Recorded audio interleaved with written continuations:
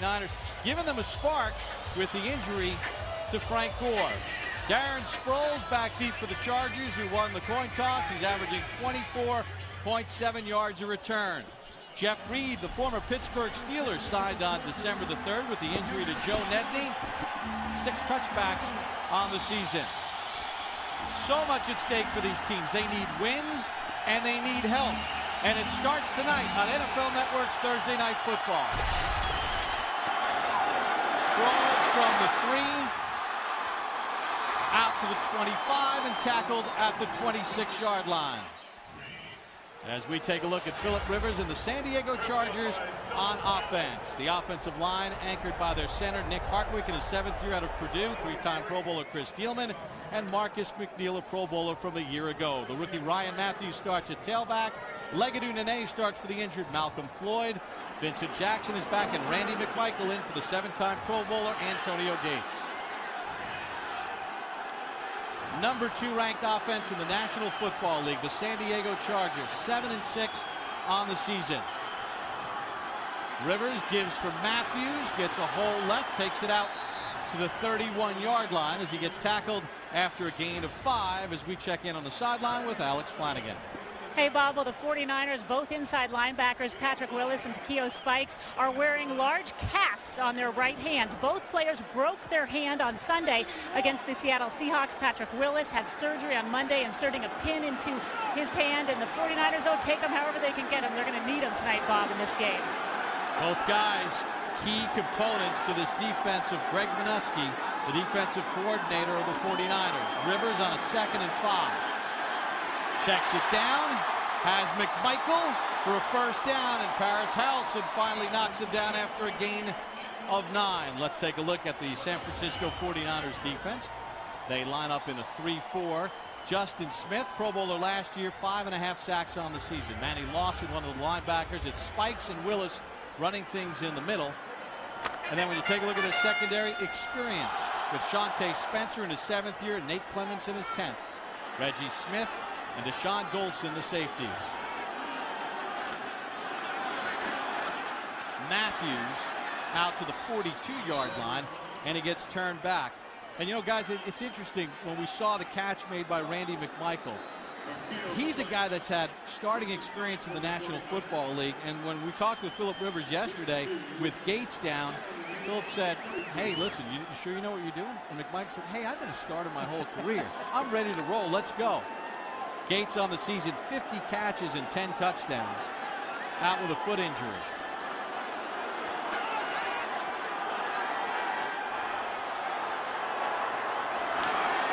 From the 42 on a 2nd and 8. Rivers, deep ball for Jackson, and he makes the catch! And Jackson will score!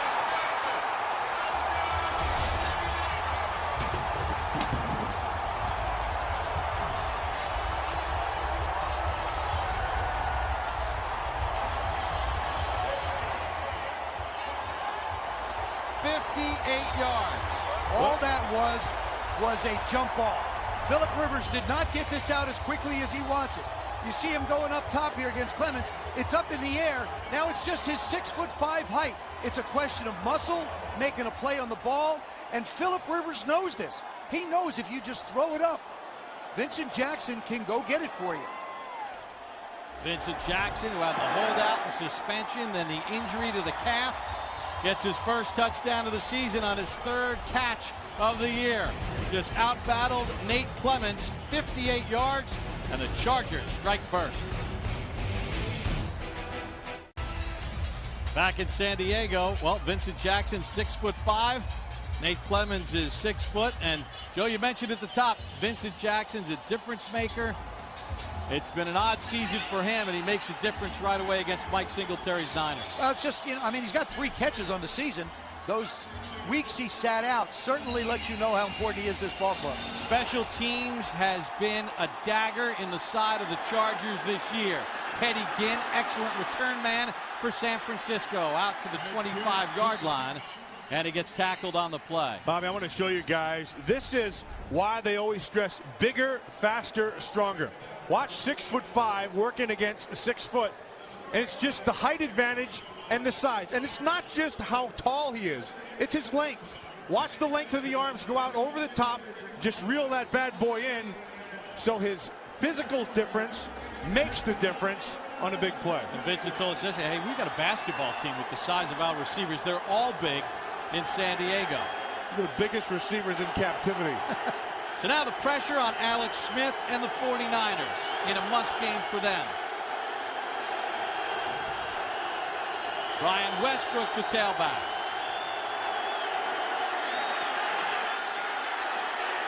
Smith being chased by Burnett, dragged down at the 22-yard line. It's a loss of 2. We set the offense for the San Francisco 49ers, ranked 23rd. They start 2 rookie tackles, Anthony Davis on the right side and Mike Iupati on the left side. 2 first-round draft picks. Brian Westbrook, 199 yards rushing, and the key component to their offense, Vernon Davis, 49 catches and 6 touchdowns.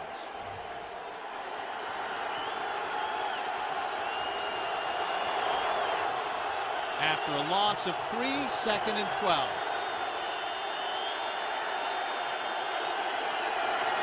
Brian Westbrook with his first carry. Westbrook out to the 30-yard line before he's tackled by Eric Weddle. It's a gain of 7. San Diego has the #1 ranked defense.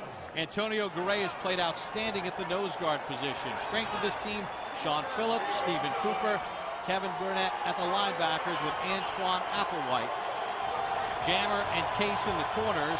Weddle in the secondary. The safety will make all the calls for the San Diego defense, getting everybody lined up. He's the quarterback, the Phillip Rivers of that defense.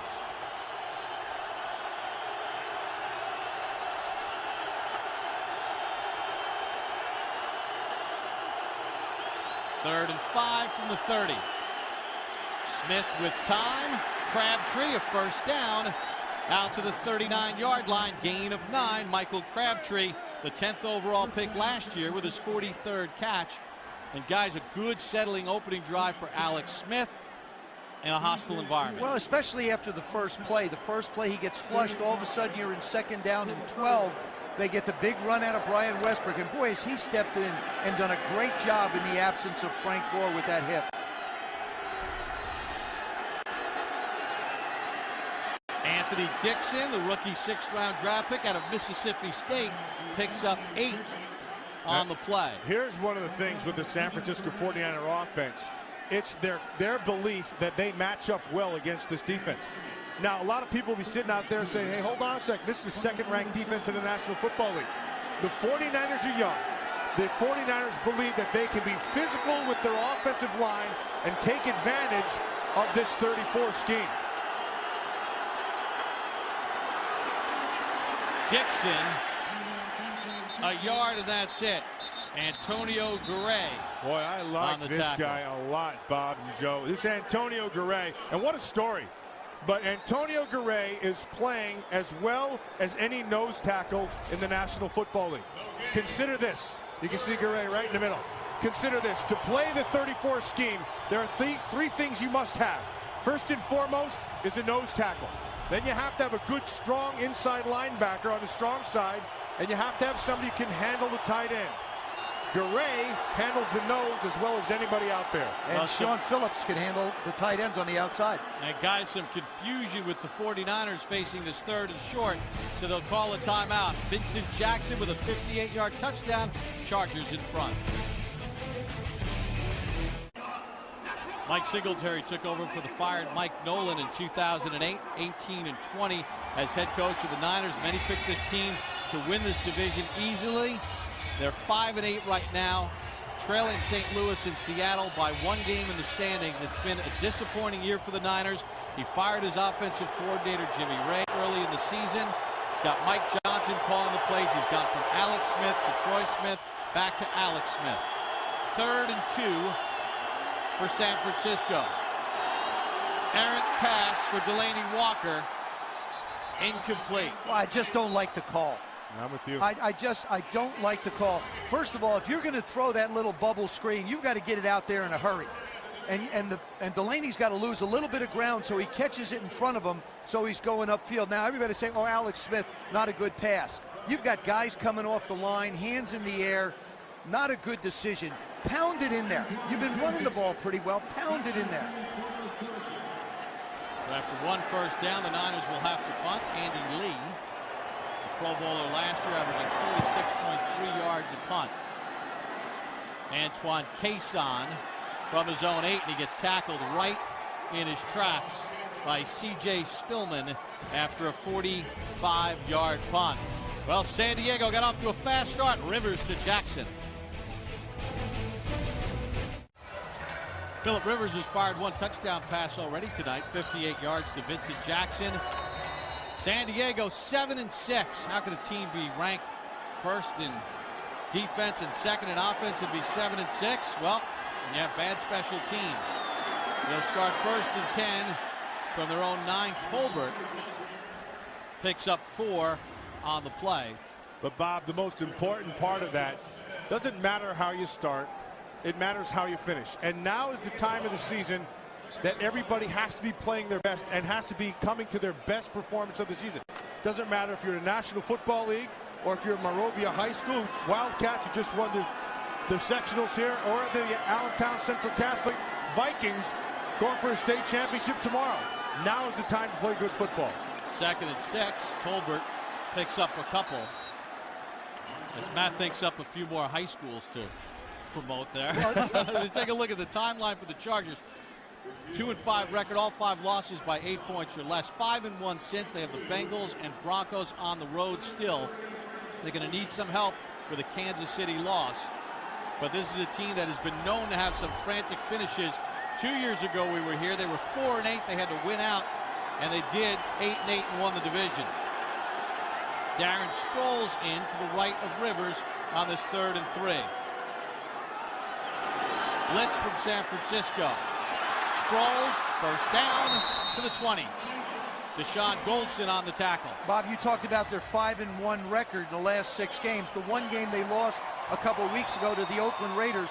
The one thing the Oakland Raiders did was come out and punch them right in the mouth. They played a very physical game, and the Chargers are looking at that game and saying, you know, that was something that was very good for us. We got knocked back on our heels. We know that we have to play physical against everybody. You can't let somebody dictate to us. From the 20, Tolbert gets a little cutback lane, and Tolbert cut down by Nate Clements after a gain of 5 for the San Diego Chargers. And, you know, so much has been talked about San Diego and the start that they got off to. And guys, you know, running the football is also a nice component for them. You have to. And Tolbert, he's a low runner. He played, we were talking to Norv Turner down on the field, Matt and I, before the game, and he said probably the best thing for Tolbert, who's playing halfback now, was having the opportunity to play fullback. Learn how to play low. Learn how to run low. Learn how to run hard. He reminds me of Natrone Means from a few years ago.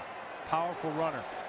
Former San Diego Charger. Rivers for Hester, and Willis will drop him back at the 16. It's a loss of 9. So with the club and all, Patrick Willis gets a tackle for a loss.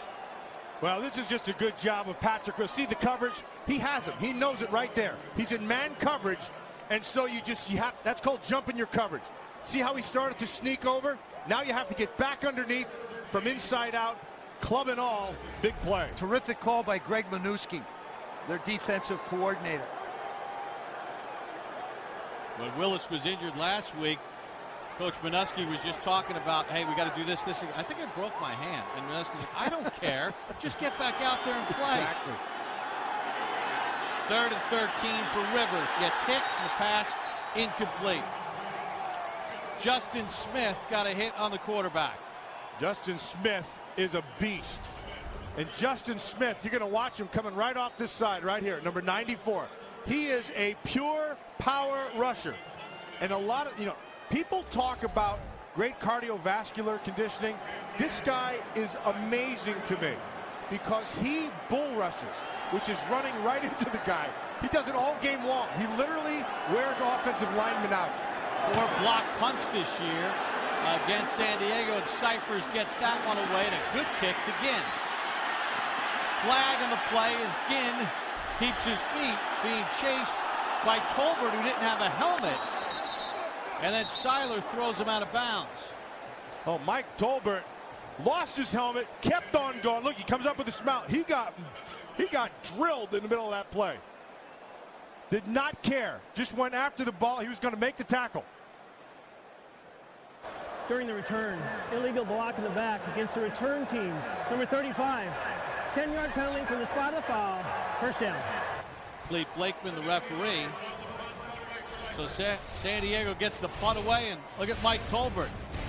Halfback, fullback, helmetless tackler.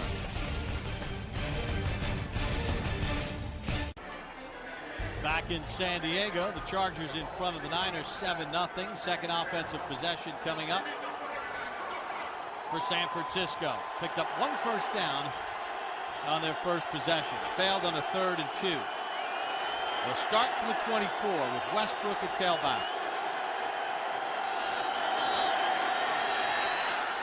Smith taking a shot. Delaney Walker dropped it. Perfect throw. Antoine Applewhite on the coverage. Terrific call, too. It's a terrific call. You had Antoine Applewhite trying to stay with Delaney Walker. Can't. Excellent throw. I mean, it's right there. It does not get tipped. He takes his eye off it, and the ball falls to the ground. Alex Smith is stepping up in a big way, making some tough throws, doing some good things. Need help, though. Having receivers in the right place at the right time, and then guys catching it. 2nd and 10. Smith again to the air, intended for Morgan, and the pass incomplete. Quentin Jammer on the coverage. Well, Matt, you want to make the playoffs, you better have a good attitude, and San Diego's got it right here. I watched Navarro Bowman on Mike Tolbert, and he takes his helmet off, okay, and the ball is away. This is 60 yards later. Tolbert going down to make the play. Phillip Adams, 35, lowers the boom on him, and then we got Ferdy Pachenko over here, the cut man, taking care of Tolbert on the sideline. I love that attitude. That is a great attitude. That's what gets you in the playoffs, and they need that at 7-6. Trailing Kansas City by a game. 3rd and 10. Blitz off the edge. Smith to Morgan. Jammer closes him off. Burnett knocks him out short of the sticks. One other thing on that play with Tolbert, guys, if a receiver or a running back loses his helmet, the play is stopped right now. If you're anybody else and you lose your hat, you just, all you do is be like Tolbert. He's a keep on going, player. yeah. You just keep on going. Be like Mike. Be like Mike. That's good stuff. Any ball carrier, play is blown dead on the spot. No more Jason Witten running down the field. Is punt away by Lee. Cason from the 28. Turned back at the 32-yard line. 45-yard punt. 5-yard return. Huge game. Niners and Chargers in San Diego.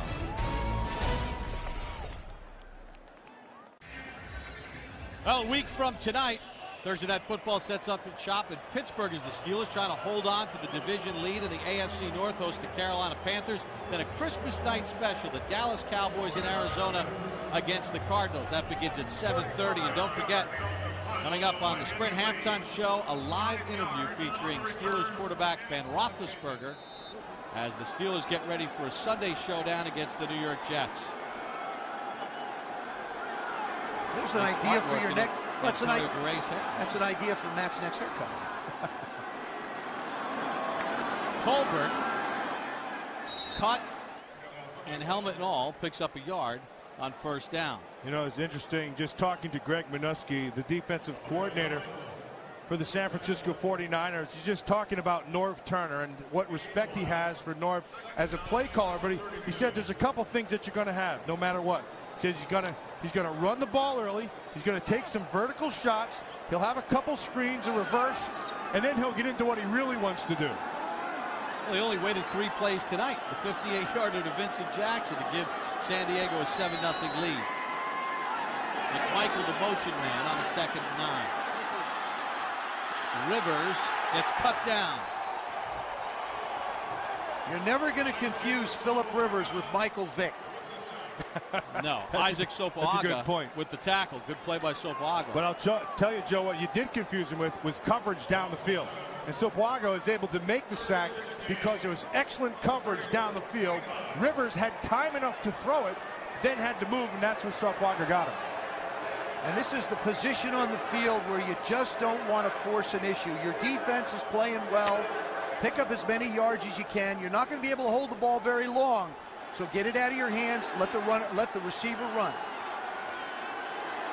Second, third, and long for San Diego. They're 0 for 1. They screen it for Sproles. Nice job by Clements to cut him down after a gain of 2.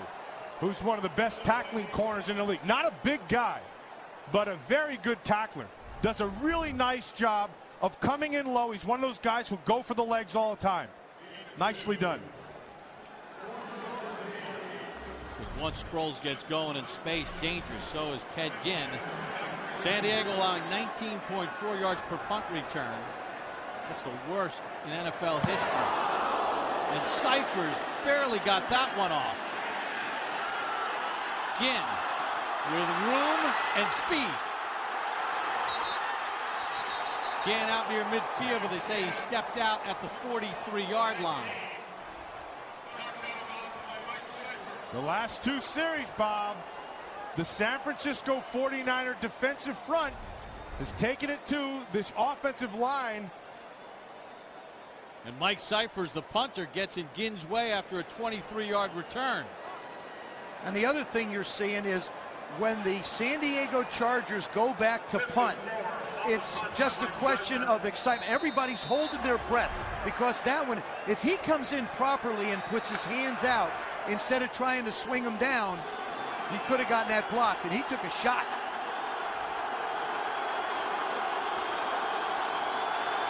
Good field position for the Niners from their own 42.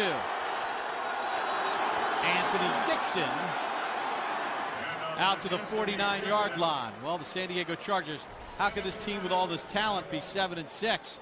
Total yards second, passing yards second, points per game third. Defensively, it's been lights out, first in total yards, fourth in rushing yards allowed. But then the special teams. They've allowed 4 returns for touchdowns, 4 block punts, 19.4 yards per punt return, the highest in NFL history. They just gave up a 23-yarder. Cyphers nearly had another punt block. Why are they so bad? Because, I'll tell you, 1 second.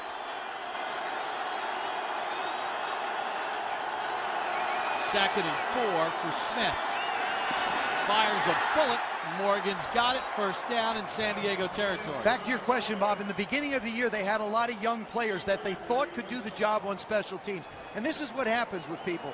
You get the young guys in there, you think they can play, and then all of a sudden the speed of the game catches up to them. You find out young guys can't handle it.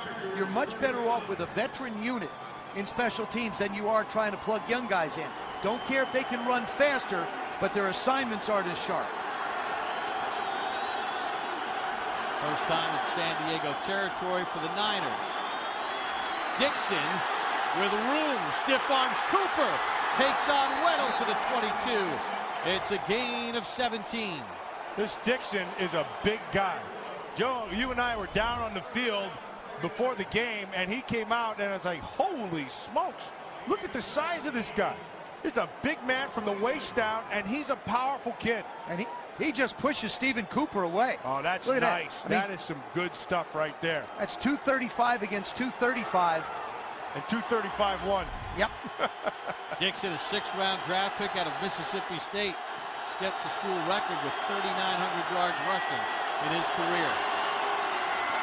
First and 10, and Westbrook picks up 2. Well, the San Francisco 49ers, most observers said this team was going to win the NFC West. 0-5 start, 4 losses by 3 or fewer points, 5-3 since. They have 2 division games left, the Rams and Cardinals. They could use a little help along the way, but they still have a chance to make it to the postseason.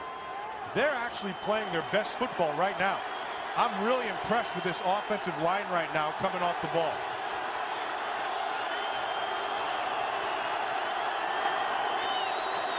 On a 2nd and 8. Not a lot of room for Westbrook as he nudges forward for about a yard on the play. Sean Phillips on the tackle.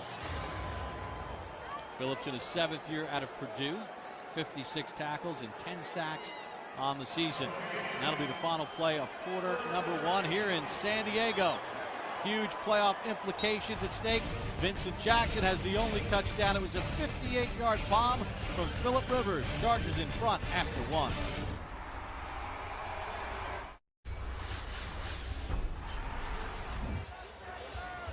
Tonight's aerial coverage is being presented by Southwest Airlines. 53 degrees at Qualcomm Stadium in San Diego as we get set for the start of the second quarter between the Chargers and Niners. Bob Papa, Joe Theismann, Matt Millen, Alex Flanagan. San Diego scored on a 58-yard touchdown to Vincent Jackson on the first offensive possession, but Norv Turner's team has only managed 20 yards on 12 other plays since. San Francisco driving 109 consecutive passes in the red zone without an interception for Alex Smith.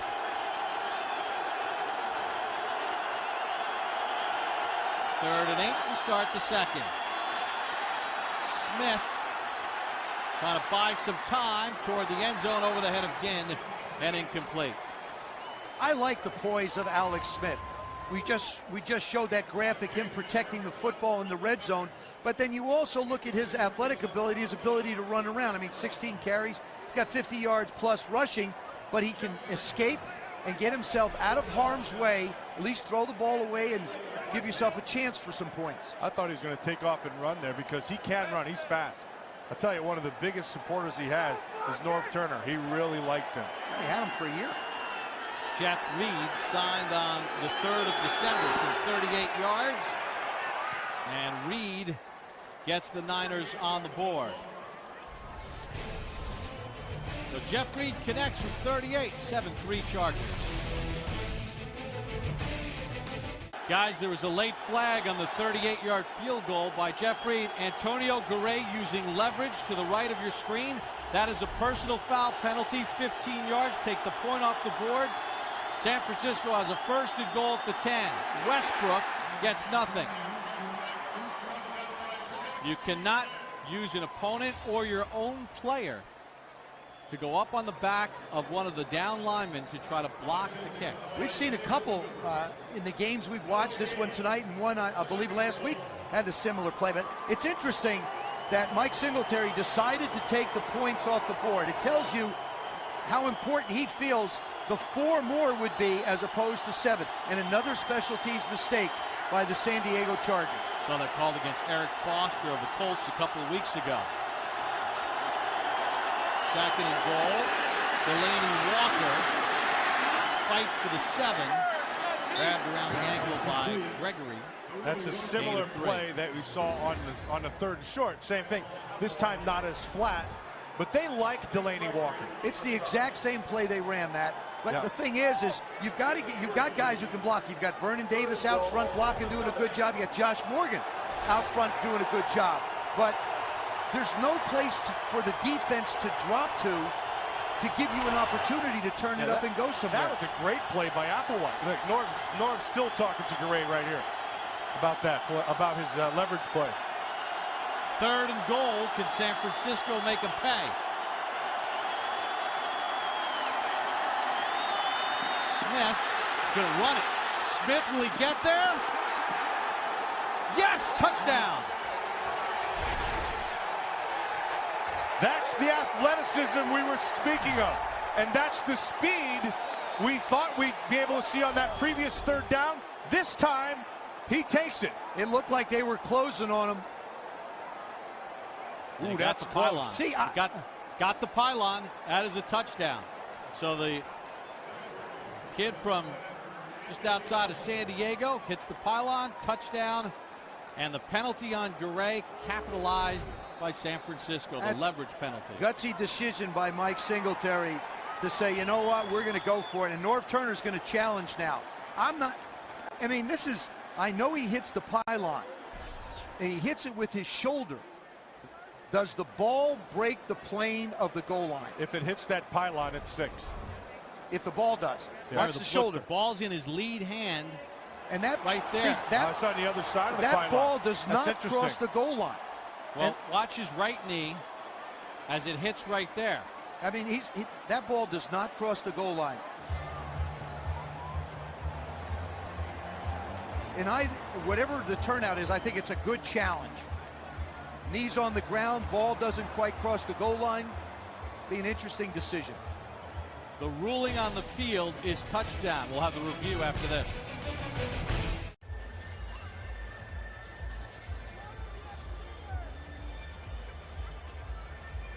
I was gonna say, I got to talk. Back in San Diego, the ruling on the field, Alex Smith with the touchdown run. Norv Turner has elected to challenge the run. This was all set up on the leverage play by Antonio Garay on Jeff Reed's good 38-yard field goal. See, he's clearly on the back of one of the opposing players. That is an obvious call. Another special teams mistake by the San Diego Chargers as he just jumps on the back of a couple Niners. He's on Nayupati, 77 right there. And then Alex Smith going for the punt, gets hit by Kason. The right knee is down. Now remember, it was ruled a touchdown on the field. Is it enough to overturn it? To me, that's 6 points. You hit that pylon, that's part of the goal line. That's in bounds, that's 6. The knee is down right there. Clete Blakeman is the referee. He's the only rookie referee in the National Football League this season. And he's looking at it in the monitor, the replay monitor. There's the knee hitting right there as his right elbow is touching the pylon. After review of the play, the runner's knee was down short of the goal line. The ball will be placed at the 6-inch mark. It'll be 4th and goal. San Diego's not charged with a timeout. Knee is down. Right there. You can see Ball his has knee. not hit the pylon yet. That is a good call. All right, so guys, you're going for it here, right? You're down by 7. Yeah. I would. I would right here, especially given the fact the way your offensive line's been coming off the ball. Absolutely. And you took some points off the board to get yourself in this situation. Wouldn't hesitate for it. And with Alex Smith's athletic ability, it gives you quite a few options. You can run play action. We haven't seen Vernon Davis become a part of this offense yet. So you have a fair amount of options with somebody that has this kind of athletic ability at the quarterback position. Yeah, but this is an attitude play, Joe. This is about being physical. This is what Coach Mike Singletary is talking about, being 49er physical football. 4th and goal for the Niners, trying to tie it. They're not going to tie it. Dixon gets hammered. Brandon Seiler, who is questionable to even play, makes a play. Really well done. Good anticipation by Seiler. He comes at the snap of the ball. You're going to watch him. Coming right through. Dixon's the big man. Seiler's bigger. Down he goes.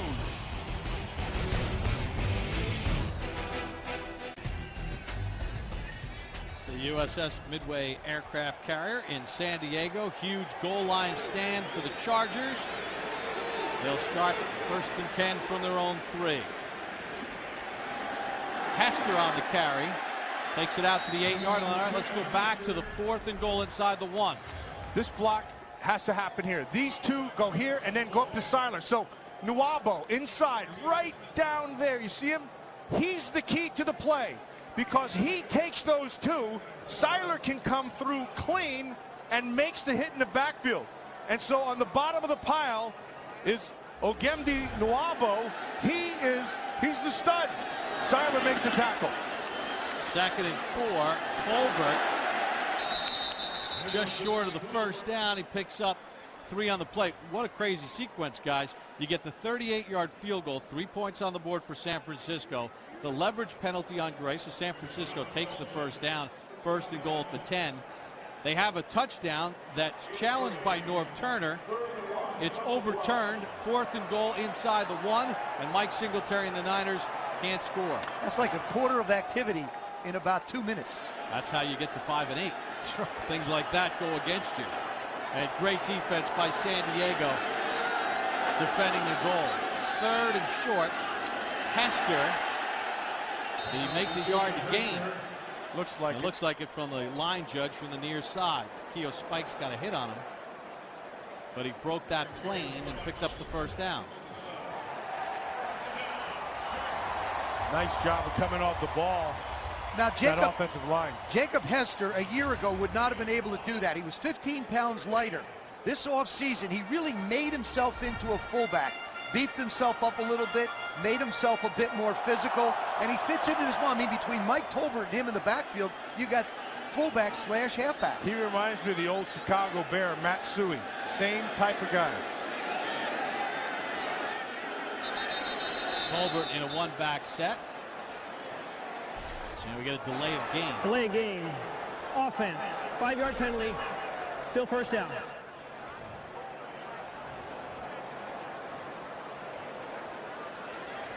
Norv's talking about the fact that they never reset the play clock.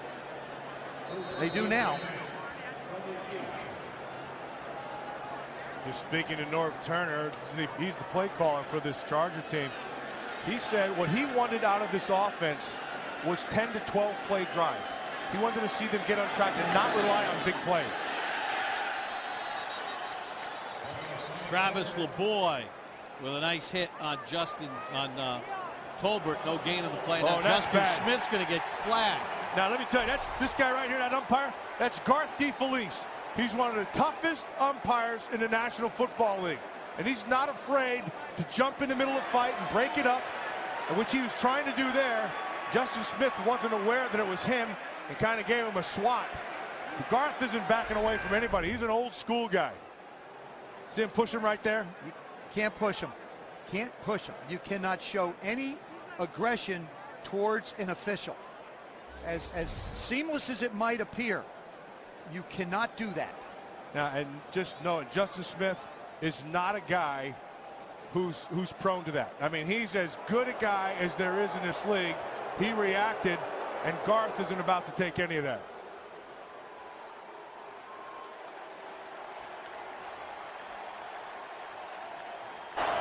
After the play, personal foul on Terry Rupp, number 94 of the defense. That foul is against an official, and it requires an automatic disqualification of number 94. Oh, that's huge. He is their best defensive lineman. That's a huge loss for San Francisco. Poise under pressure, and Justin Smith didn't have it. So they lose their best defensive lineman for the game. He has been ejected for shoving the umpire. Automatic by rule. It's not judgment. That's a rule. You can't put your hands on the official. He's getting into it with Chris Wilson. He doesn't even see that it's Garth. He just throws him by the side, and then he looks up and is like, and there's the flag. He said, I pushed you. So that's a first down out to the 23, and now San Francisco loses Smith. Rivers on 1st and 10. Wide open, Corey Sperry in space. Into San Francisco territory. It's a gain of 35. It's the longest of Sperry's career. What makes this play is Vincent Jackson on the outside. They're paying so much attention to Vincent Jackson. Spencer is running away with them, and all of a sudden you wind up with that big void, and it's a gimme. Nice, easy throw. Jackson clears it, and then Tolbert in the flat holds the underneath backer, and there's the void right behind him. They ran that route right in front of us in practice yesterday. Philip joked about it because we can get Sperry out there.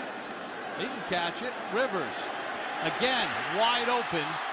Jackson shoved out of bounds, but another first down for San Diego. Gain of 15. Yeah, Bob, right here. This is about a cushion, and this is about too much respect for the size and speed of Vincent Jackson. And this is about the San Francisco 49ers having to be able to step up once again and make a defensive stand. But look at the room, Matt, you were talking about it. I mean, yeah, Vincent Jackson's pretty good, but he's not going to go running by you, and you don't need to be 15 yards away from him. Quickly, San Diego and San Francisco territory. Rivers again. Can't find Tolbert. Willis on the coverage. With 9:10 to go in the second, San Diego scored a touchdown on the opening possession, a 58-yard touchdown pass, Phillip Rivers to Vincent Jackson. San Francisco kind of had some momentum going their way, guys, but then the touchdown taken off the board because of the reversal in the call. The penalty now on Justin Smith. He's out of the game. And now San Diego's got it and threatening in San Francisco territory. 8th play of the drive coming up.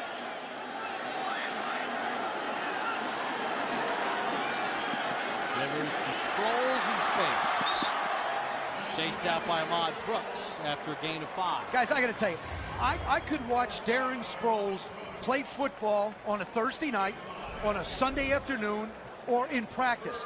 He's got a motor that doesn't stop.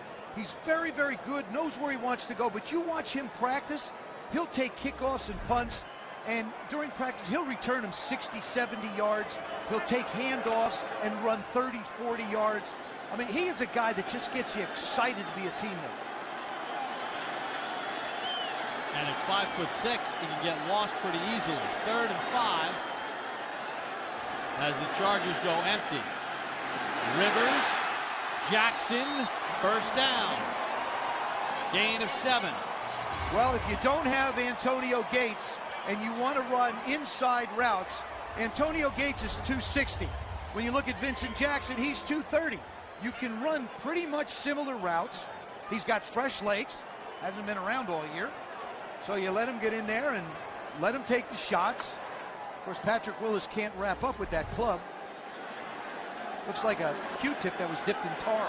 This drive started at the San Diego 3. Colbert. Oh, what a stiff arm by Colbert. Can't get away from Goldson, and he loses his helmet again. No gain. He's gonna have to get a new chin strap on that bad boy. It's coming off too easy. But what a tough guy. You know, we talked earlier about his attitude, and it's all the way through. I mean, this is attitude, not aptitude, determines altitude. This guy has a great mindset. Great mindset. I tell you, his altitude is not very high off the ground. Altitude is not very good. And the Niners don't have Justin Smith for the rest of the game ejected for shoving the umpire. No Antonio Gates out with the foot injury. Rivers using whatever he has at his disposal. 2nd and 10, a flag flies as Rivers takes the snap. We'll check the call from Clete Blakeman, our referee.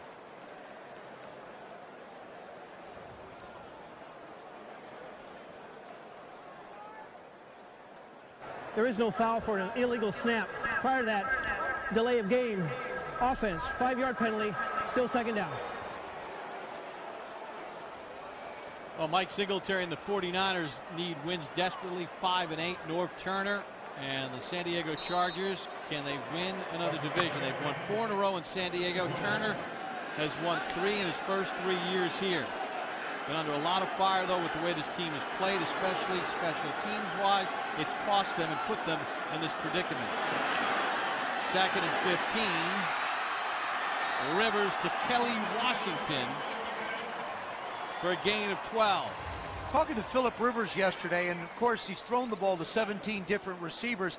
He said Kelly Washington has been the one guy that has been able to come in and play the slot. And he said, you know, the thing about it with slot receivers, it's just me and him. It's a feel thing. We have to be able to feel that.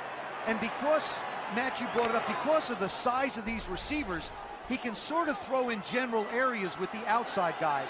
But the slot, it's got to be me and you. See how Rivers distributes the ball very effectively. 3rd and 3. Rivers. Jackson. No. Did not get his feet in. Goldson got a hit on him and knocked him out. Well done by Deshaun Goldson at the end. Defensively, you just got to go. That's a good call by the official. You just got to get on top of him. Get the hit and force him out of bounds. Remember the rule, both feet have to clearly be in bounds. The top of his right foot was on the white. What a terrific job, the position of the official. Terrence Miles, the back judge, was right there. I mean, his head is right in it. So Nate Kading, career 86%, second best in NFL history from 25, and he knocks it through. Philip Rivers and Norv Turner always working on ways to attack a defense. They have a 10-0 lead here in the second. Now the San Diego Chargers have won their last 31 games in which they've had a lead of 10 or more points. Current longest streak in the NFL. They lead by 10. I just called Carl Johnson's office to find out why Justin Smith is still on the bench. They're going to send someone to escort him to the locker. By rule, when you're ejected from the game, you should be taken to the locker immediately. I remember that rule. Yeah, yes, you would, wouldn't you? Yeah, I've had a few of those. Yeah. Or someone will get Justin Smith and get him to the locker room. Ginn on the return from the 5. Guys return the corner and out to the 45-yard line. Dante Hughes runs him out. Well, Alex Smith was oh so close to a touchdown, but it's San Diego in front by 10 here in the second. Back in San Diego, Justin Smith now being escorted to the locker room. He was ejected on the last defensive series. 153 straight games with a start, longest current streak for a defensive lineman in the league. So San Francisco needs points, down by 10 from their own 25-yard line. They'll start. Smith with time. Smith wide open. Morgan.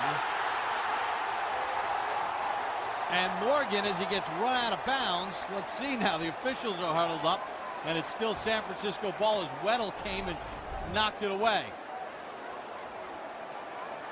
The same concept that San Diego's running. I'm not sure whether he's out or not. This could be another challenge from Norv Turner.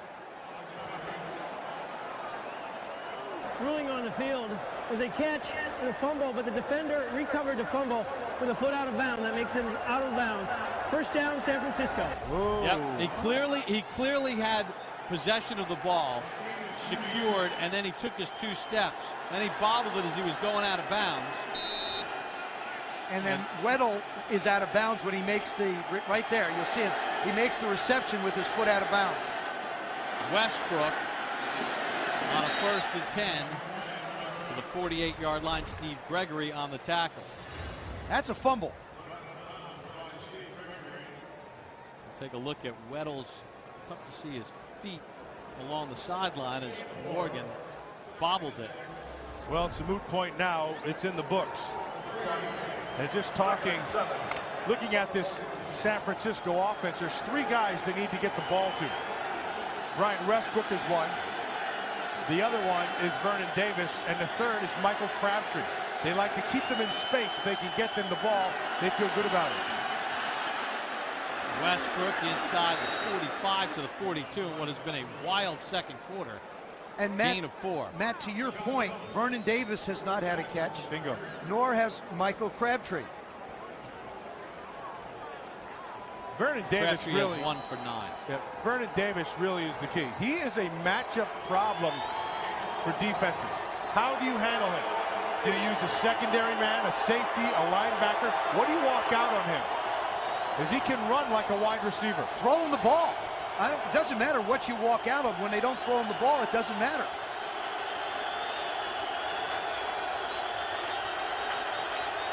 Third and 3 for Smith. Sack. Body slam by Antonio Garay. Loss of 6. 5th sack of the season for Garay. Garay made the sack, but the play is made from the outside. Luis Castillo pushes from the outside, and then here comes the big, powerful Garay coming up from the inside. And what a little bit of emphasis on the end of this one. You know, Antonio Garay was one heck of a wrestler. And that was a heck of a body slam. It was. That was 2 points. And Garth DeFelice, the umpire, got hurt. Antonio Garay was on the practice squad with the Jets last year, got signed last year, and is having a great year here in San Diego with his wild hairdo. This guy was out of the NFL for 2 years. and was just working out in New Jersey. His family and friends kept encouraging him.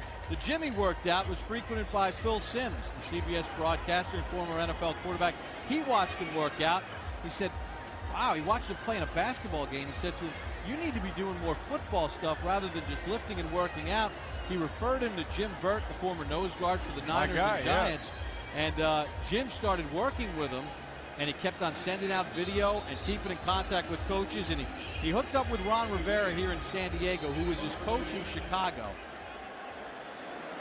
where he played 2 years in the league, and he has turned into a fantastic player with 5 sacks on the season. Lead a punt. Inside, a fair catch at the 13-yard line. Well, San Diego gets the ball back. Garay with his 5th sack. Chargers by 10.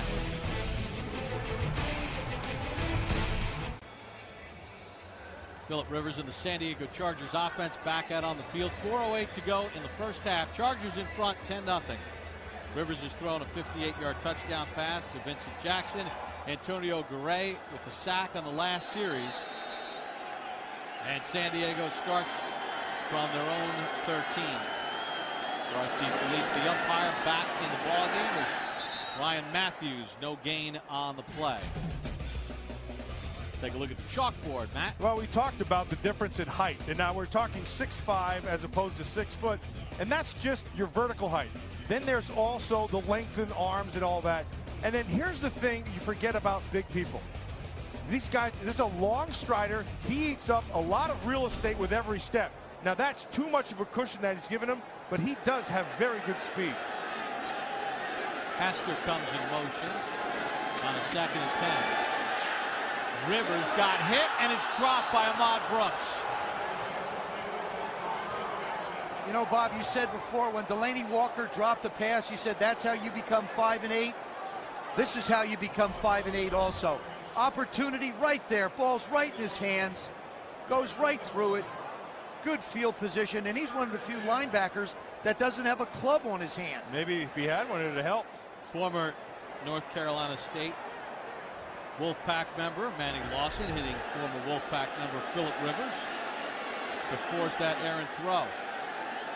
Spikes and Willis with the clubs. Need a stop on 3rd and 10. Rivers under pressure again. Kelly Washington. Nobody stops him as he gets deep into the territory of the Niners. And there's a flag on the play as Washington is shaken up. Gain of 36. That one, though, is all on Philip Rivers. They brought a blitz to the top side, and it was more numbers than their protection could handle. And so he has to be able to sit in there. 1, 2, 3, 4 versus 5 versus 4 rather. And he sits in and just patiently waits. Here comes Kelly Washington, right on the money. Terrell Brown on the tackle. Personal Rivers foul, took a shot. unnecessary roughness. Defense, number 25. Late hit out of bounds. That 15-yard penalty will be added to the end of the run. First down, San Diego. Terrell Brown. Oh, that's close. That's a tough call. I mean, he starts going into the tackle while he's still in bounds. And then if he cuts back, it goes the other way. What do you say to your coach if you're Terrell Brown? I thought he was going out. That's a tough one. Watch when he starts his tackle. Okay, starting a tackle, he's still in bounds. No, that's tough. He hits him. Yeah, that clearly 6 out of feet bounds. wide. And remember, you sound like an offensive guy now. But they're also going to err for protection. Yes, they are. That's the other thing I think you have to understand is the official. And he's making a good point. He says, "Hey, look, I started my tackle when he was on the line, on the out of bounds line. It wound up out there. You're still going to err, and this is what players have to understand. You're going to err to protect the runners and the receivers. Now he throws it. He's out of bounds.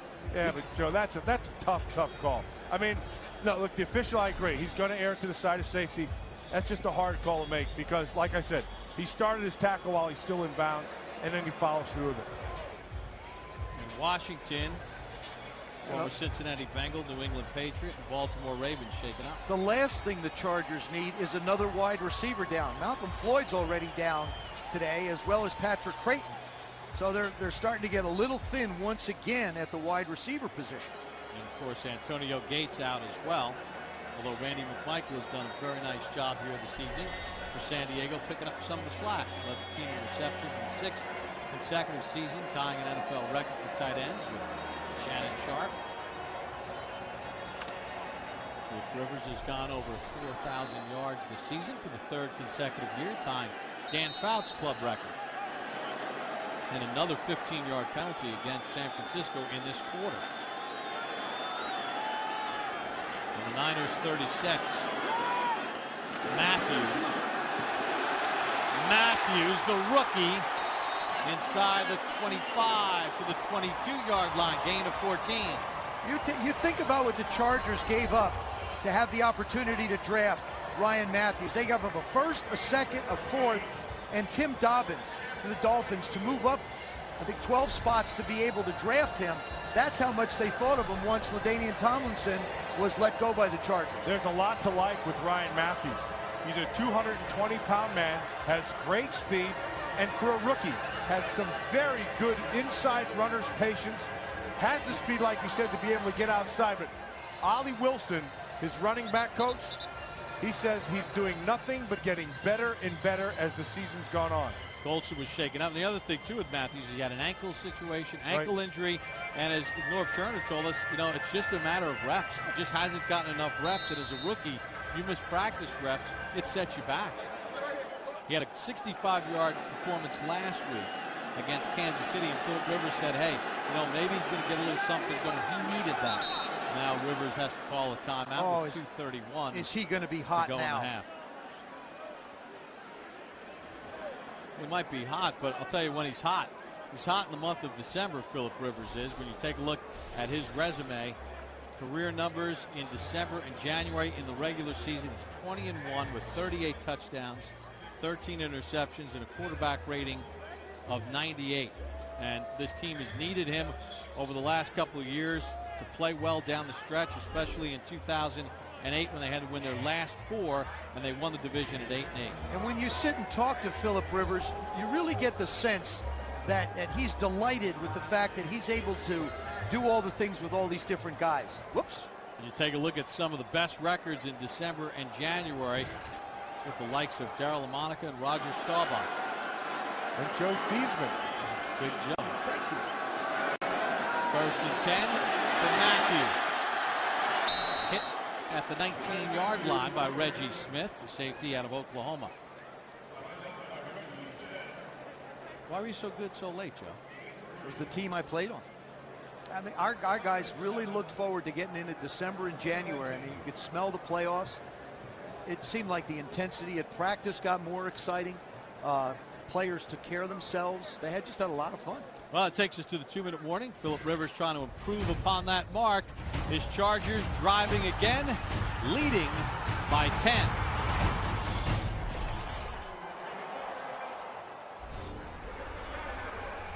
All right, Rich, and the Chargers coming right at you. They led 7-0 after 1. San Francisco appeared to have a game-tying touchdown. Norv Turner challenged it. It was overturned. Mike Singletary's Niners were stopped at the 1. San Diego drives it downfield, gets a field goal. They lead 10-0, threatening for more. So 2 minutes to go in the half. Rivers, McMichael, hot potato, but a first down. Paris Harrelson on the tackle, gain of 8. Nice quick decision by Philip Rivers. He sends the motion out. He sees immediately that it's a zone, and at the snap of the ball, the backer's clear. McMichael fills the void. Quick decision, first down. San Diego with 2 timeouts remaining. 1st and 10 at the 11. Kelly Washington is checked back in for San Diego. Rivers, Jackson, touchdown.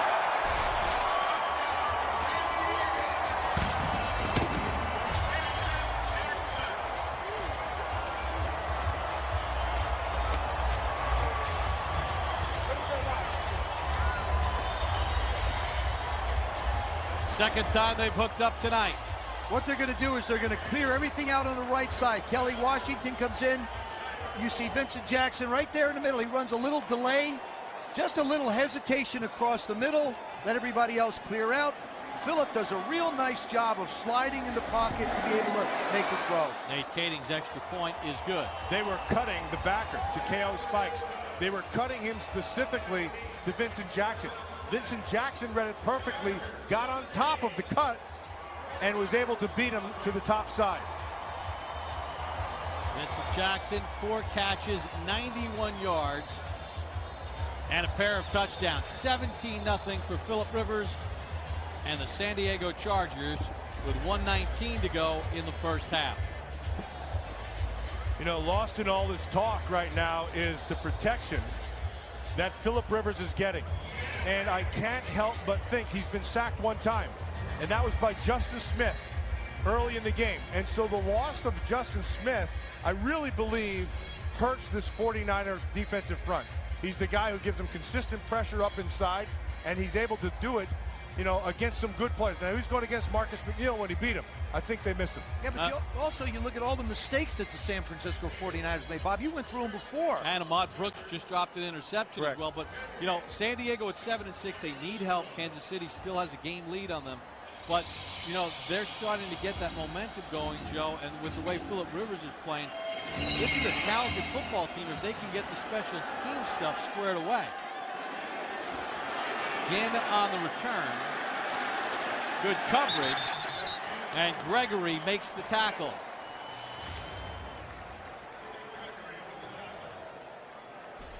Thought the fantasy football season was over? Well, folks, it is not. Play NFL.com playoff challenge today. You can win a trip to Super Bowl 48 in Indianapolis. Sign up for a free look at NFL.com/fantasy or search NFL playoff challenge. Now this is the position that Alex Smith wants to be in. He wants to prove that he is what he is, and he has great confidence in himself against a good Charger defense. He's got to be sharp, and he has been up to this point. And 2 timeouts to work with. Mike Singletary said we're going to learn a lot about Alex Smith in this ball game with all the pressure at 5 and 8.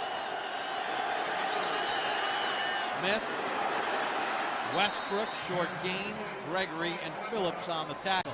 You know, Matt, Pickup of 2. I can't believe that the San Diego Chargers have completely taken Vernon Davis away from this offense. Mike Johnson, their offensive coordinator, has to come up with some way to get his best playmaker the ball.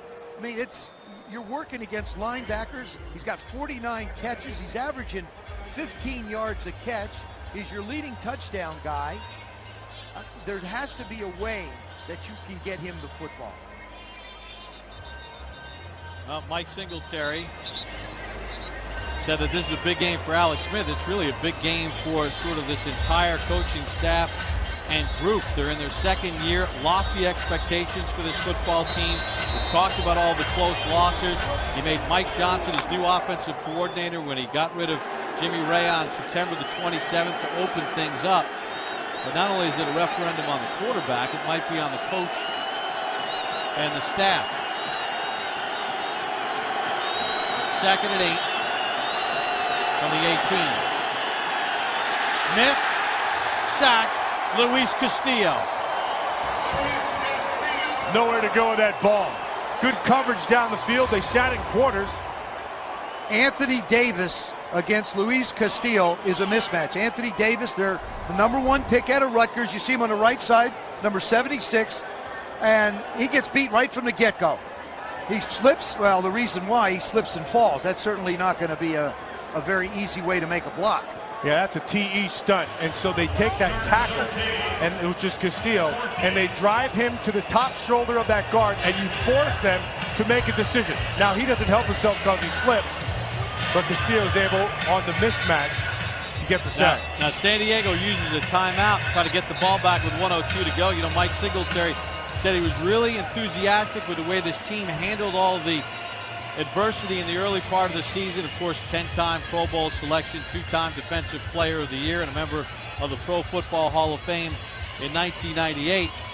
This team stayed together. It's built from the inside out. It's a character team, but this is a win-loss business. And right now he's 18-20 and staring at his 9th loss of the season, and a team that was picked to win the NFC West. 3rd and 13 for Alex Smith and the Niners.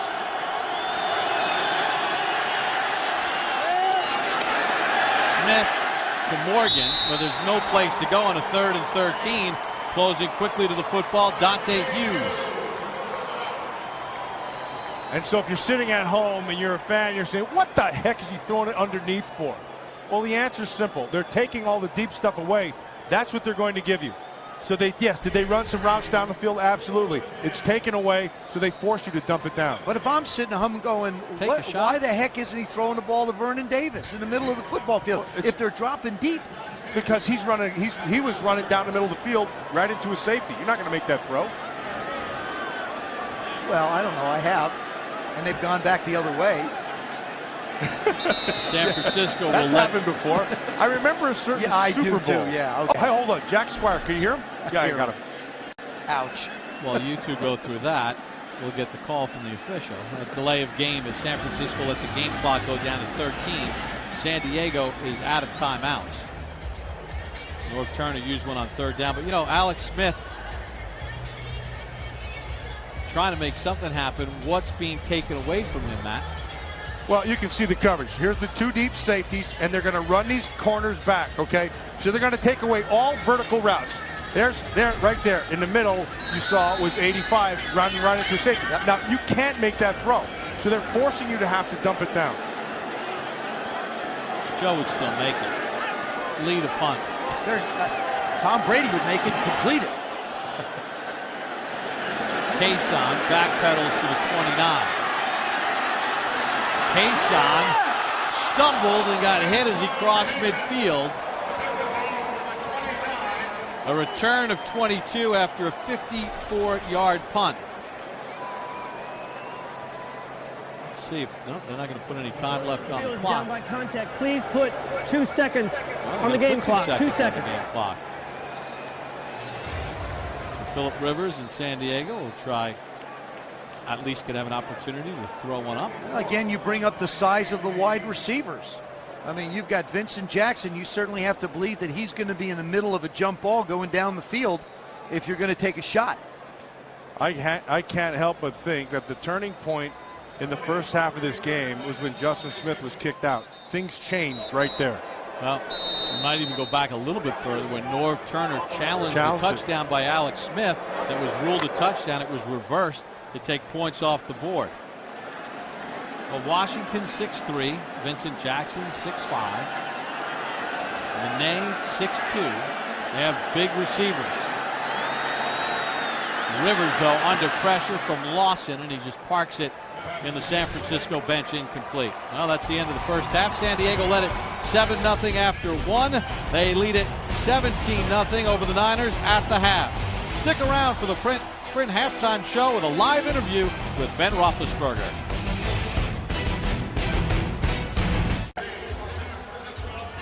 Vernon Davis shut out in the first half. Crabtree had 1 catch for 9 yards. As Nate Kading gets set to start the 3rd quarter for San Diego. Pivotal game for both teams as they try to fight for a playoff spot. The directional kick pins Ginn along the sideline. Ginn with room, and Ginn is going to go! But there's a flag back at the 30-yard line. 85-yard return for a touchdown. But hold everything.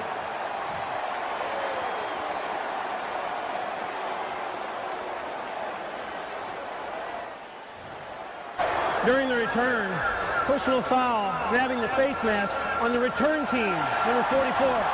15-yard penalty from the spot of the foul. First down. Moran Norris called for the penalty.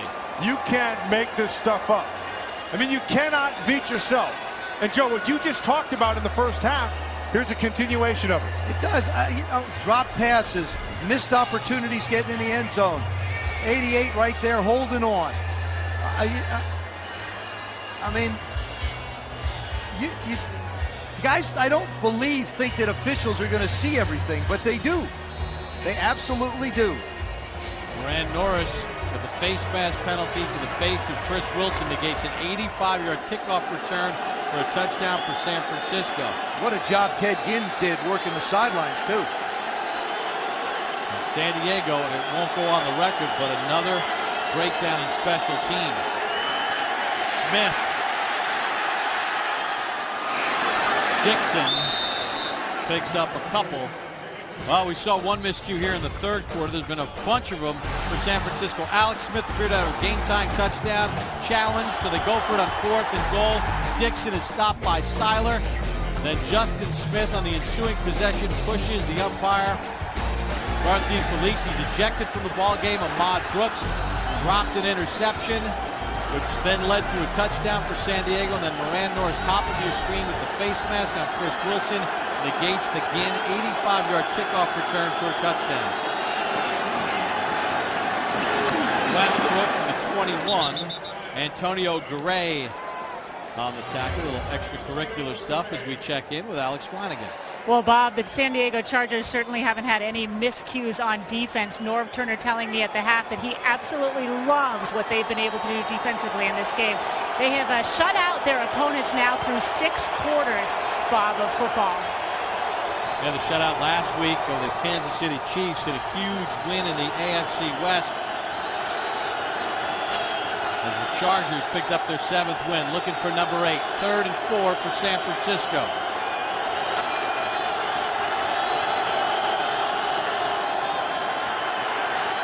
Smith under pressure, got hit, intended for Crabtree, incomplete.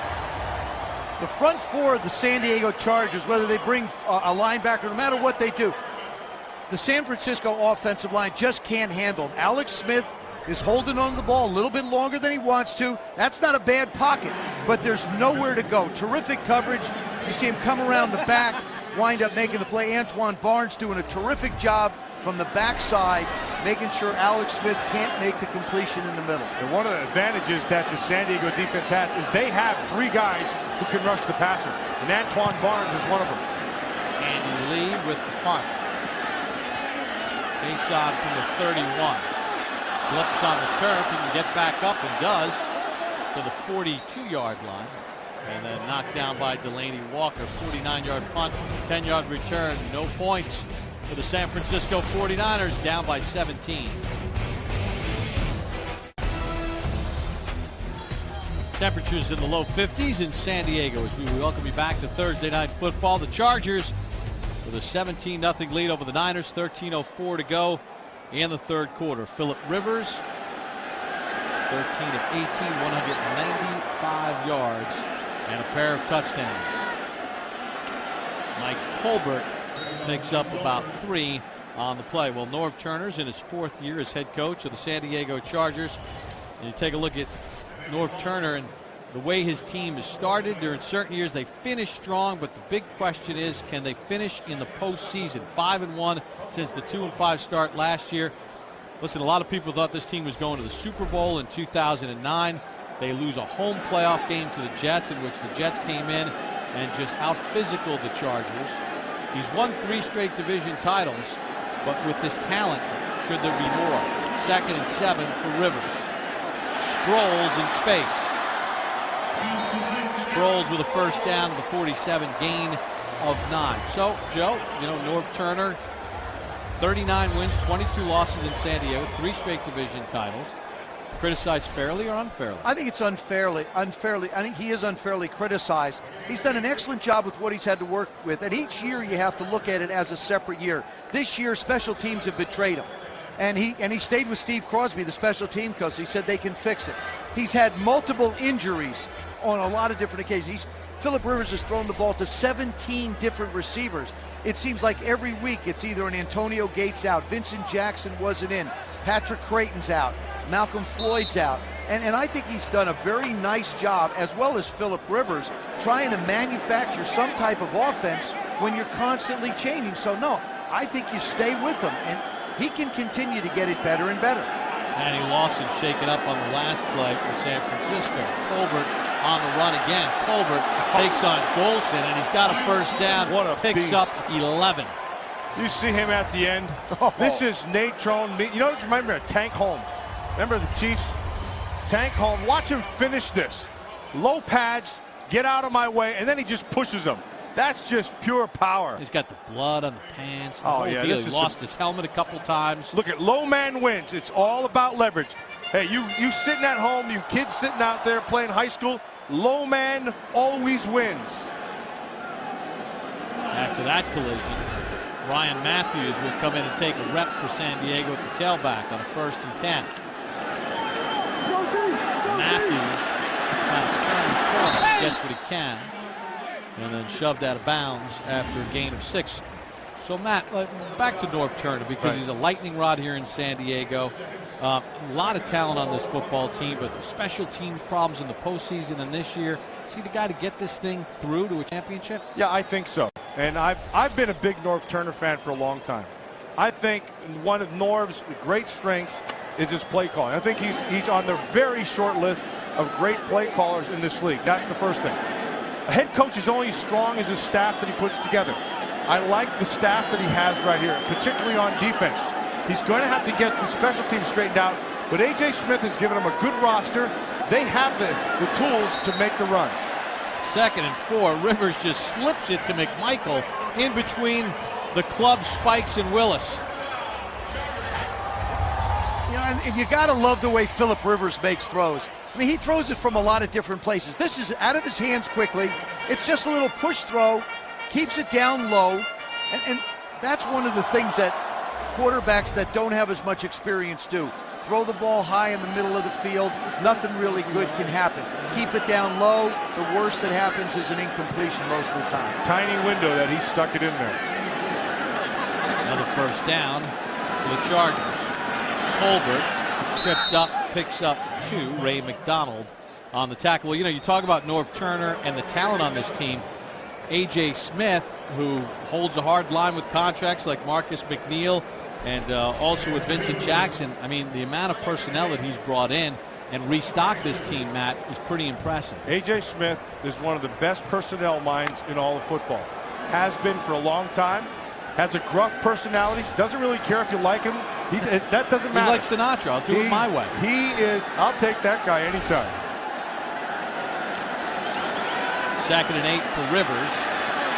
That ball deflected by Brooks, who got his hands on it again. It might have been tipped at the line by one of the linemen. Philip Rivers gets hit just as he tries to make this delivery, and then Patrick Willis is going to come in and just club him. There comes the club. He goes clubbing. Gets his elbow just ever so slightly, and Philip Rivers is a little bit lucky once again that this ball is not intercepted by Brooks. Boy, Patrick Willis, club and all, he's a rare one.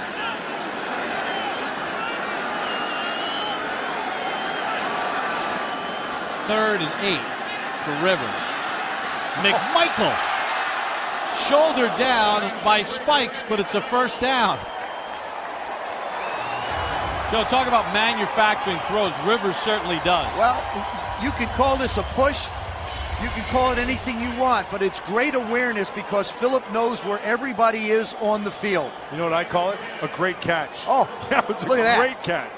Just get it in a place where I can get one hand on it, and I'll hold on to it after the big hit.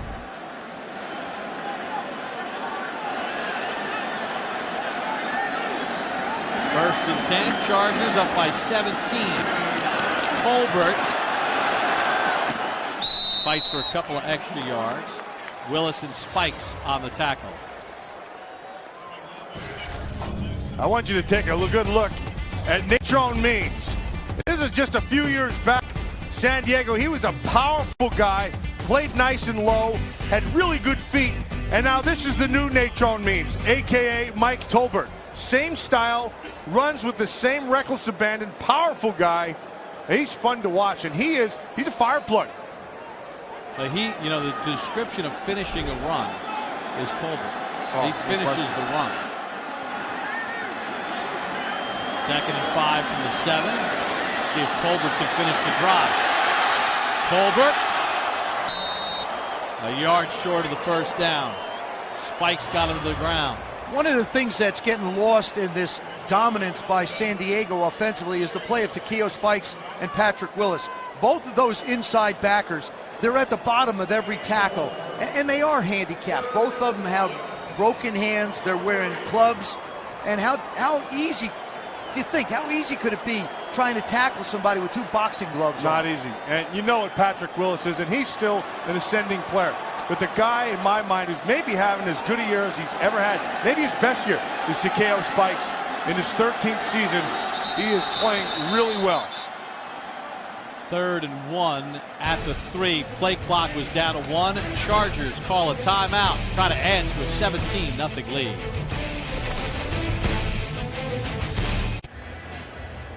With NFL Game Rewind, relive every game of the 2010 season and NFL playoffs online and in HD. Sign up today for new playoff special offers at NFL.com/Game Rewind or search NFL Game Rewind on NFL.com.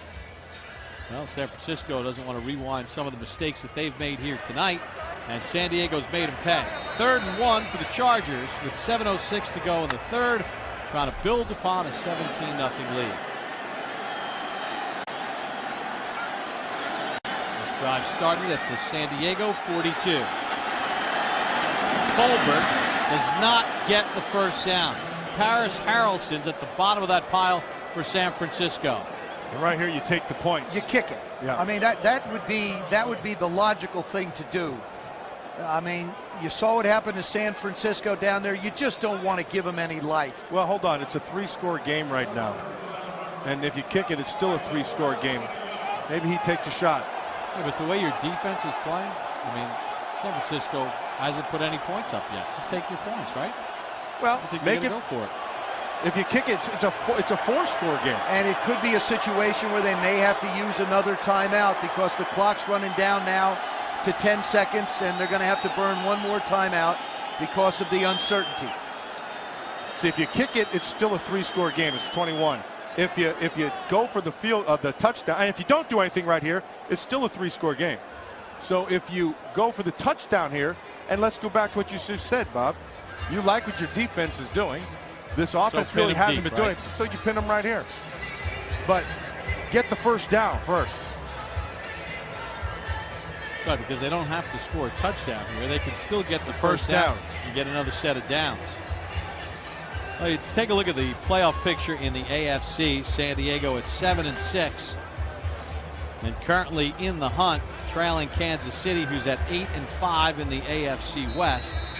Wild cards will come out of the West in the AFC. Indianapolis has a huge game with Jacksonville this weekend. That is going to be a monster because Jacksonville believes they can run the football on. 4th and 1. Colbert did not get in, but he's got the first down. His forward progress has him inside the 2. San Francisco's arguing, but that's the right call. His forward progress got him the first down. And you see who they ran over? They ran right over the left guard, Chris Dillman. You can see he clearly has the first down.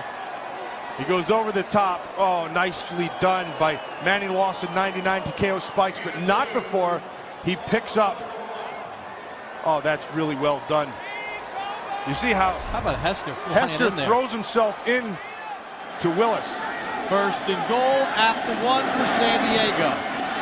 Colbert lowers his shoulder, did not get in, just short. Sooner or He later, lost his helmet again. you keep pounding and pounding and pounding. You're going to find a little crease in this San Francisco defense. They strung him out a little bit this time, and he winds up powering it in again. And see who was on top of him again? Takeo Spikes yet again.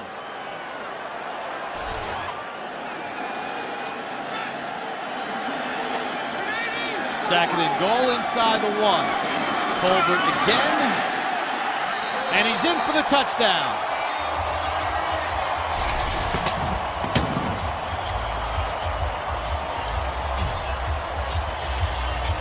Puts the helmet back on. 11th rushing touchdown of the season. And now San Diego's lead is 23 with the extra point pending. You can only hold up to the pounding so much, Matt. And that's 6-7 times right at him. He goes low this time instead of trying to go up high. Patrick Willis coming in high, ducks under him, winds up in the end zone. Kading's extra point is good. Well, a couple things have been consistent tonight. The hard physical play of Mike Tolbert and him losing his helmet. Get a tighter chin strap. Chargers up by 24. Well, Philip Rivers, clearly a team leader. Everyone knows about his fiery attitude, but he says it's more my mom than my father, the football coach in Alabama. He said, my mom was one of 9, and she used to watch football with her brothers. And he said, I learned about the game of football from my dad. Steve was a football coach in Alabama, but the competitive gene, he said, I think comes more from my mom. And he displays it every week for the San Diego Chargers. Gann had an 85-yard kickoff return negated because of a penalty. To start the third quarter, this time he gets shoved out after a return of 18. Can San Francisco get any offense going? We'll find out. Niners quarterback Alex Smith needs some help. Michael Crabtree has been targeted once. He caught that only pass for 9 yards. And Vernon Davis, nothing to this point. Well, they want to get him the football, but he's frustrated right now. You can tell by the way he's working. He's trying to get places, nowhere to go with the football. He's bracketed by the linebackers. You have to design some opportunities for him, as you talked about, Matt. Get him in space. Put him out, let him use his athletic ability. Let him go one-on-one in space.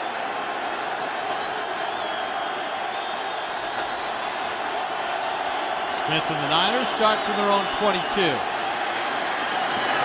And he just parks it at the feet of Westbrook. You know, we talked about Vernon Davis, and we talked about Bryant Westbrook, and then Michael Crabtree. And there's one thing to say, these are the guys we have to get in space and get them the football. And there's another thing in having you do it. No defensive coverage can take you away every time.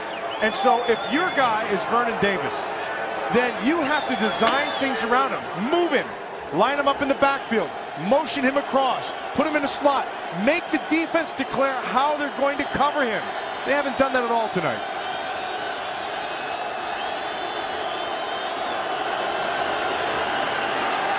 Second and 10. Smith sacked again. Sean Phillips. Joe, part of it is coverage. I understand that. The other part of it is, listen, if you're a quarterback, you know you're getting set, then get rid of the ball quick. The windows are going to be smaller. That's okay. You got to get rid of the ball. And Ron Rivera, the defensive coordinator, told us yesterday, we got to find 85. They're going to take 85 away, and I think he's done a terrific job of deciding when he wants to bring pressure and when he wants to drop people up. Now, Ron's one of those guys you got to say to yourself, he should be a head coach somewhere in this league. Third and 15 for Smith.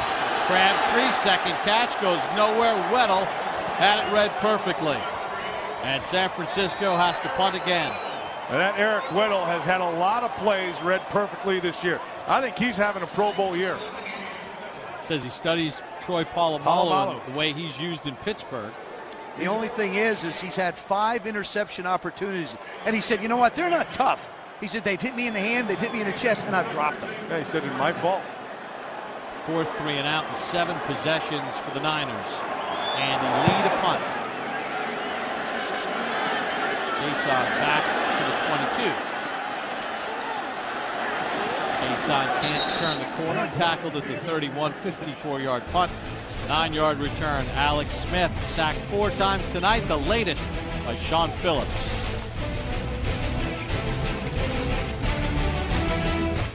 South Beach Bar and Grill, tacos, all for Matt Millen. Matt just jumped out of his chair. Where was that? It's priceless. You guys took me to that little Fushi Sushi thing yesterday. I couldn't believe it. Now that was food. That was food. That's like me and Dombrowski. That's where we would go. That's where you would go. The only problem is that would fill you up. What you had yesterday, they don't have enough food there to fill you up. Well, Dombrowski is Brian Westbrook trying to figure out a way to get something going. Dombrowski's in at left tackle right now for Marcus McNeil for San Diego. Philip Rivers 16 of 22, 219 yards, and both touchdowns going to Vincent Jackson. Ryan Matthews picks up a couple. Joe, let's talk a little bit about Philip Rivers and that unorthodox delivery. It's unorthodox, but the thing is that the ball comes out at different places. This is basically sidearm down just above the ear. And you'll see the next one, what he's going to do is he's going to bring it up a little bit more. I think you have to have that kind of flexibility in your arm. And it looks like a push motion, and it is, because when he was a young boy, he never went with a smaller football. He went with the heavier ball, and his arm wasn't strong enough, so he basically had to push it with his body, and now see how he wound up developing that particular throwing style. We did credit quarterback coach John Ramsdell for sort of fine-tuning the motion a little bit. He says it's changed a lot since high school and then in college as Matthews gets the carry. Flag on the play. You know, lost in all that motion, he's still really accurate. I personally think sidearm throwers, and I was Offside. a three-quarters. Defense, right tackle. 5-yard penalty. Still second down. Some of the great sidearm throwers, I mean, Philip lays it out a little bit. Sonny Jurgensen, who I had the opportunity to watch and marvel at, he came from the side. Bernie Kosar, we know where that was, and Phillips the same way. But you look at the delivery point, the ball starts sideways a little bit, but you're still three-quarter. Every one of them about the same, and all three of them extremely productive. And I used to stand behind Sonny Jurgensen and just marvel at the accuracy and the touch on the ball. And then John Ramsdale really tightened him up a little bit. Phillips says, look, I was a little bit loose with it. Now I'm so much better getting it out. And he's right. He said a lot of it had to do with the footwork, too, as far as him taking his drops and his spacing. Matthews near the first down marker, and he loses his helmet. You know, Bob, that's Ray interesting. McDonald on the tackle. Yeah, it's interesting you said that about his footwork. You know, it's Steve Young, who's the youngster, the great player, Hall of Fame player, good friend. He would tell me that he would go in to watch tape, and they would never look at anything past the throw. All he'd ever do is just look at the feet and tell you if it was a good throw or not a good throw. And he said that he learned that from Mike Shanahan, and he said that was the best lesson that he got. It really drove home the point of how important hey, the youngster there. Oh, that's not him.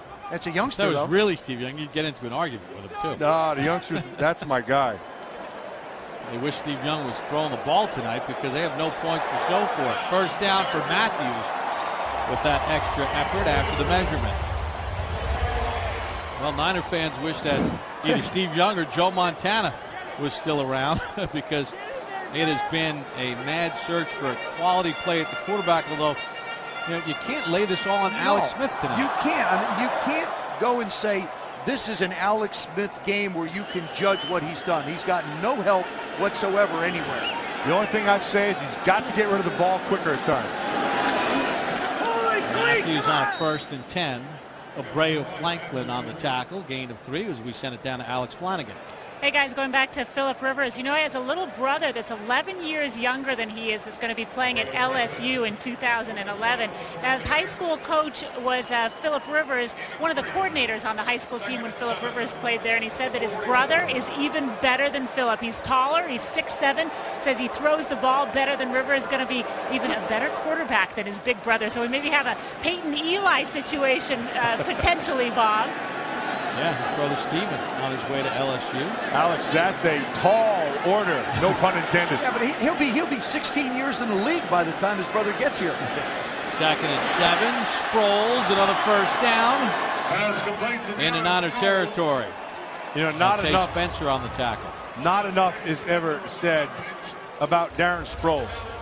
I mean, you look at him and you say, okay, here's a guy, he's not a big guy. So go look at the little guy. This is not a little guy, he's a short guy. But he's 195 pounds.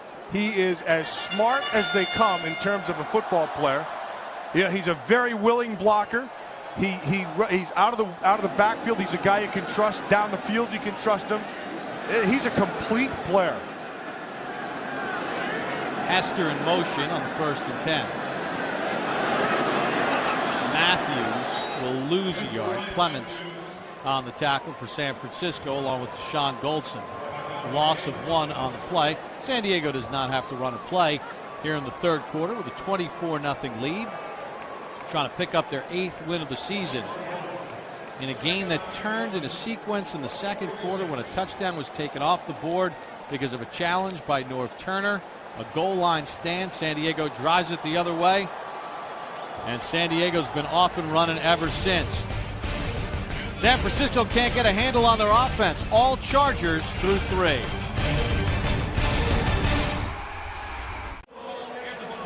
Tonight's aerial coverage is being presented by Southwest Airlines. San Diego all dressed up for Christmas. Santa will be coming in about a week. And maybe an early present for the Chargers. That as we start the fourth quarter in front of San Francisco, 24-0.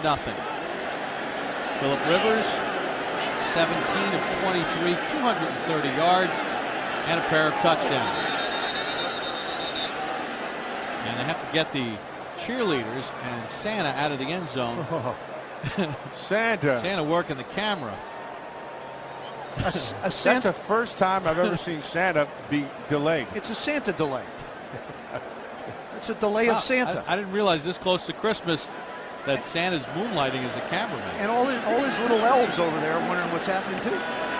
2nd and 11. Sproles to 44. Picks up a couple. You know, you talked about Sproles, Matt, near the end of the third quarter and all the great things that he does for San Diego. Why is it that at no point tonight San Francisco has been able to get Brian Westbrook in space and those little flare passes just to get something going offensively? Yeah, I'm miffed. I think if you have a playmaker, like I said earlier, coverages can't take everything away. And so you have to start moving them around then. Get guys in space and use what they can do in your favor. Rivers, McMichael. First down to the 23. Gain of 22. Once again, a Vincent Jackson influence. The safety bails out to the right. You see him coming out here. Reggie Smith opens up the middle of the football field. Randy McMichael says, I'm here and there's nobody around me. And the ball is gone quickly. Right now. It's gone. You know, we talked about Norv Turner and just how he's on the short list for play callers. I think he might be the best one. This guy, whenever you watch the Chargers or any offense that Norv's commanded, there are always guys open all over the place. Matthews, no gain on the play.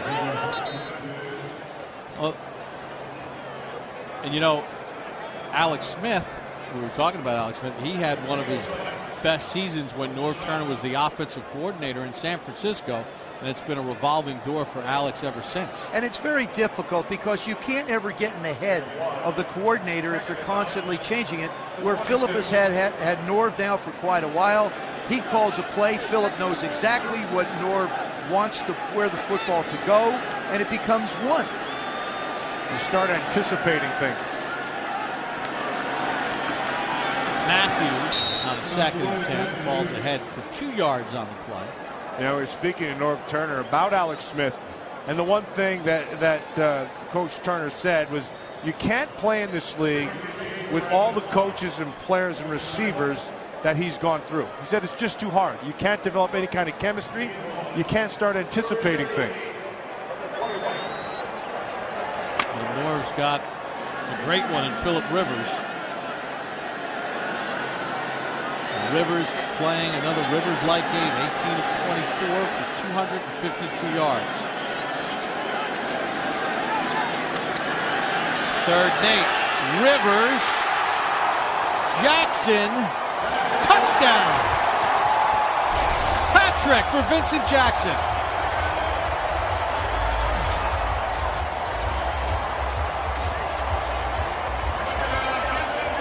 Once again, you cannot give Vincent Jackson this much room to be able to go and make a play.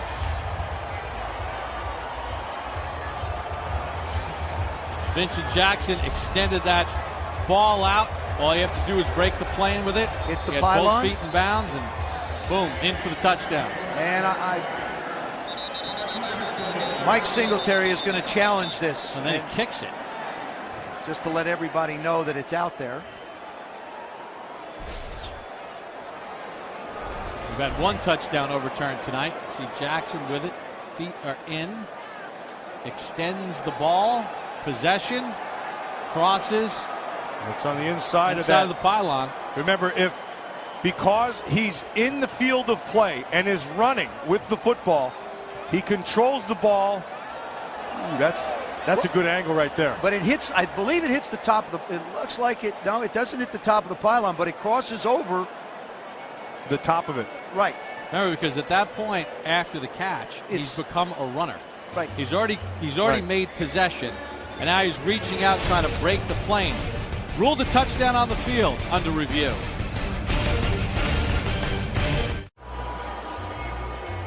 Vincent Jackson's touchdown is under review.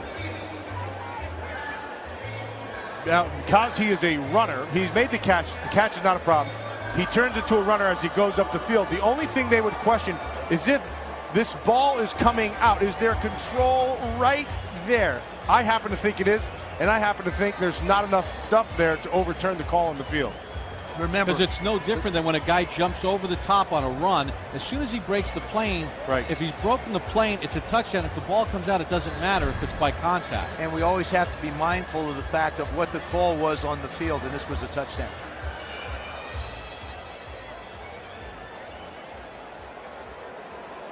Clete Blakeman has been busy tonight, our referee. After review of the play, the receiver maintained control of the ball over the pylon. By rule, it is a touchdown. The play well, you mentioned it, Bob. It's a hat trick tonight. 3 touchdowns. Last week, he only had 3 catches. This week, 3 of his catches are touchdowns. Well, and oh, by the way, Antonio Gates is not playing. Yeah. Antonio Gates now will have a good 10 days to try and recuperate, get himself ready for the next couple games, going to Cincinnati, going on to Denver for the Chargers. Vincent Jackson with his 3rd touchdown catch tonight. He had the contract dispute, the suspension, then he suffered the calf injury when he first came back. Says, hey, people have to understand it's a business. My body is a business. Well, he has helped Philip Rivers get the business done tonight with 3 touchdown catches. Gaslamp Quarter in San Diego, and yes, you are on TV here in San Diego. Hey, listen, Charger fans are having a little fun. 31-0, trying to win another division title. Need some help on their way to win number 8. Took advantage of all the San Francisco mistakes, and they've just turned on the Jets.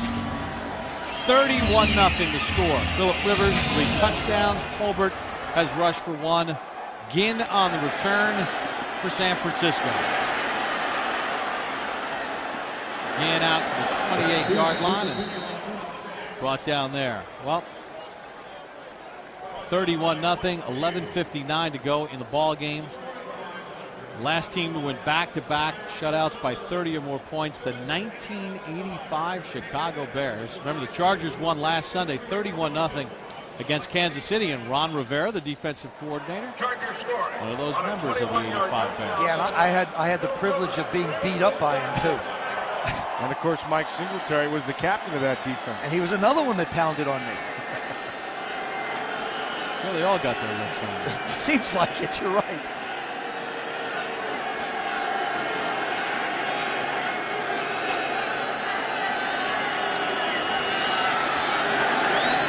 On a 1st and 10. Ginn with the catch. Well, we talked about Alex Smith and, his pro career. Drafted in 2007. Every year he's had a new offensive coordinator. Mike McCarthy, Norv Turner, Jim Hostler, Mike March, Jimmy Ray. Then Ray was fired. Mike Johnson. And he said, I've never been able to become an expert at any system that I've been in. It's always starting over again. And the terminology and the different depths of route and everything else, and it's hard to get zeroed in on anything. As Morgan makes the catch and tackled at the 48-yard line.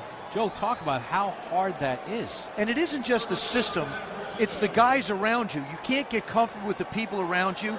You have to be as one with the coordinator when he calls the plays, so that when he calls a play, you know exactly what he wants you to do with the football or what he's thinking. So there's a cerebral part of this that he just hasn't had an opportunity to get a handle on. Smith on a 1st and 10, going to air it out for Morgan, incomplete.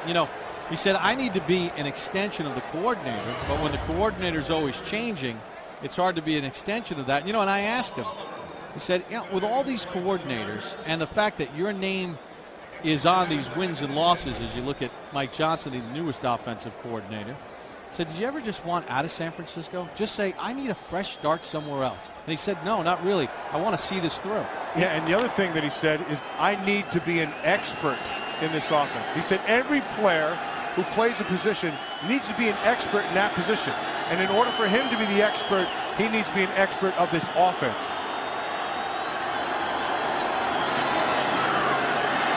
Again, to the 40-yard line, picks up 5. There's only one other situation that I'm fairly familiar with that has this occurred with so many coordinators. That was Jason Campbell with the Washington Redskins over the last 5 years there. The same situation. You kept changing systems. You go from a vertical offense to a horizontal offense. The terminology was always changing. And you know, now he's found a place in a home, I believe, in Oakland. 3rd and 5, sacked for the 5th time. Antoine Barnes gets him. That was just pure speed against Sims. Sims gave him a soft set, and he just got to the edge right away. Watch Antoine Barnes right here. Number 98. See how he gets to the top side right away? He stopped his feet and then got to his edge, and it was over. Antoine Barnes, one of those young pass rushers that this Charger defense has, and not a particularly good dancer. But he'll take the sack dance. Why not? National TV. He just showed everybody that he can't dance, but he can sack the quarterback. Obviously down 31-0. They'll go for it on 4th and 11. Smith downfield, intercepted. Steve Gregory got some blockers to the 34 and brought down there. His 2nd pick of the season and a return of 42. Well, and this ball had absolutely no chance of getting home. But it's 4th down. Well, that's what I'm saying. You make the throw, you're going to do it. You try and squeeze it into a very small hole, but you finally try and get the ball to Vernon Davis. And who winds up in front of it? Steve Gregory with the first interception. Philip Rivers in North Turner. Yeah, come on, give him a little, coach. That's it. Yeah. They're en route to their 40th win under North Turner. As win number 8 is on the horizon. Billy Volek in, and he hands off to Ryan Matthews, and Matthews takes it to the 20-yard line. Rivers 19 of 25, 273 yards, 3 touchdowns. And San Francisco, Mike Singletary, his team being shut out. Vernon Davis, no catches. Crabtree, been quiet. And Alex Smith, 12 of 20, 103 yards and an interception. And a lot of smiles for Philip Rivers. Now he can just relax, put the baseball cap on, and watch Billy Volek finish out this game. Watch him hand the ball off to everybody. How do more teams do this, by the way? When they're up there, take the starting quarterback out. Ryan Matthews chased down by Ahmad Brooks. I know, Joe, you never wanted to come out of a game. No, but you're right. As a quarterback and a starter, you work so hard to get moments like this. You don't get a lot of moments like this, truthfully. I mean, so far San Diego in back-to-back weeks have had the opportunity to do this with Philip Rivers, who had an incredible night. But the other part of it is what you wind up doing is you have a chance to be able to hand off and be out there with your teammates with some camaraderie. That's what you're really looking for. But I think you're right, too. Why not put the backup guy in there? Give him an opportunity to be able to do something. Well, some fool here in San Diego ran out on the field, and it took. Well, the guys are getting a kick out of it. Look, they're all laughing. They're all laughing on the sideline. You saw Stephen Cooper getting a good laugh out of it, and Philip Rivers getting a laugh out of it. And then he go visit him in jail. Yeah. Well, Joe, you talked about at the beginning of the broadcast, Vincent Jackson opening possession, 58-yard touchdown catch, and he'd add 2 more. They did a real nice job of throwing the ball to him. San Francisco didn't cover him very closely. They only picked their spots. I mean, every time the ball was thrown to him, it wound up being a completion, except for the one end zone one where he stepped on the end line. And Philip Rivers managed to find a substitute for Antonio Gates. Now, when you think down the road, when they go to Cincinnati, you're going to have Patrick Creighton probably back. You're going to have Malcolm Floyd probably back. You'd have Antonio Gates back. And then you've got Vincent Jackson. And A.J. Smith has got to be sitting up in the booth. We showed the picture of him before, thinking about, all right, what are we going to do with Vincent Jackson at the end of this season when he's a free agent? You better get him signed. At least put the tag on him. Vincent said it's one of 3 ways it's going to go. I'll get a new deal. I'll be tagged or I'll wind up somewhere else. Now remember, San Diego does not control their own destiny. They currently trail Kansas City by a game.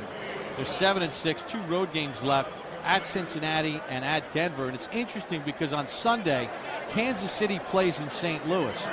So the Chargers are going to be rooting for the Rams. And as the Niners sit home after this loss, they're going to be rooting for Kansas City. Because if Kansas City can knock off St. Louis, it still keeps San Francisco alive even with 9 losses. 3rd and 11. Matthews does not turn the corner. Nate Clements on the tackle. Take a look at the San Francisco 49ers and what they have left over the final 2 weeks of the season as Vincent Jackson enjoys his 112 yards receiving tonight. San Francisco on their way to their 9th loss. They have 2 division games left. So if they can finish in a tie with either St. Louis or Seattle at 7-9, if they win their last 2 games, they're going to win the division. And here's why. That would make them 5-1 in the NFC West, which will give them all the tiebreakers that they need. So if they can get a little help, and Seattle's got to play Atlanta this week, and the Falcons need the game up in Seattle to stay ahead of New Orleans. And if Kansas City can knock off St. Louis, I mean, they've got a shot to still win out and win the division. Kading with the field goal from 39, and he knocks it through to make it 34-0 in favor of San Diego. 7:38 remaining. Chargers on their way to their 8th win of the season. Back in San Diego, Nate Kading with that made field goal has moved into first place all-time in best field goal percentage for his career, 86.6%, surpassing Mike Vanderjagt. But the thing with Kading is his postseason failures and how much he has struggled in the postseason and has really hurt San Diego, including last year's playoff loss to the Jets. And that's a hurdle he won't find out about until they qualify for the playoffs this year and he gets in that same spot. Ginn on the return to the 30-yard line. Well, the Minnesota Vikings had to play on Monday in Detroit because on Sunday morning the Metrodome roof caved in. So they're going to the University of Minnesota, where volunteers in conjunction with the Vikings, the Bears, and the NFL have been sweeping the stands to try to get the stadium ready. In fact, our own Scott Hansen of NFL Network, who's there reporting, had the shovel out and was doing a little work. I think it's $15 an hour. I don't know how long Scott was out there, but come to Minnesota, BYOS. Bring your own shovel. You got it. 5 minutes Scott was out there. He was reporting. That game is on Monday night. Smith, Morgan runs out of a couple tackles, and Morgan down the sideline and turns a short pass into a big game, but there is a flag on the play.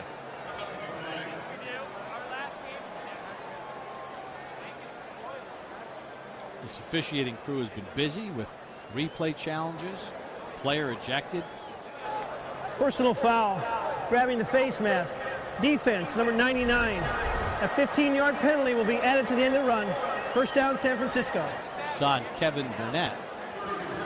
That was quick even in slow motion. All you need to do is get up in that area. San Diego has gone 7 consecutive quarters where they have not allowed a touchdown, which ties a franchise record. So have not allowed any points. So that streak is in jeopardy. Josh Morgan, who made that run, I was talking to Jerry Sullivan, the wide receiver coach of the 49ers, says he really likes it. He's a nice size, almost 220 pounds, 6 feet tall. That's a real solid guy, 15-yard average. First and 10 from the 19. Smith, Delaney Walker. Dante Hughes drags him down. And Joe, I think the other part of that equation is discipline. He's a very disciplined guy. He runs his routes right. The quarterbacks know where he's going to be. And really, without saying it, you get the feeling that that's not what Michael Crabtree is yet. And I think that's one of the things that he's going to have to work on, is the discipline part of it and understanding as a receiver what you have to put into it to become a great one.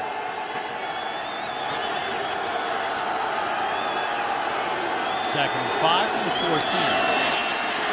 Finally, Vernon Davis tackled a yard short of the first down. Well, we're zeroing in on the postseason. What about the Pro Bowl voting? Michael Vick of the Philadelphia Eagles has moved ahead of Tom Brady. Peyton Manning's third. Adrian Peterson fourth. Phillip Rivers down at seventh. You might want to vote a little and move him up. You can go to NFL.com and cast your ballot. And of course, Aaron Rodgers with that concussion, they've got a big game this weekend as well against New England. What about Matt Castle and the year he's put up? He's had a good year. What about Maurice Jones-Drew, the year he's had? Yeah, I mean, Castle only has 4 interceptions, 5 turnovers, 23 touchdown passes. Anthony Dixon on the carry has a first down for San Francisco with 5:40 to go. And, you know, Phillip Rivers, 3 touchdowns tonight.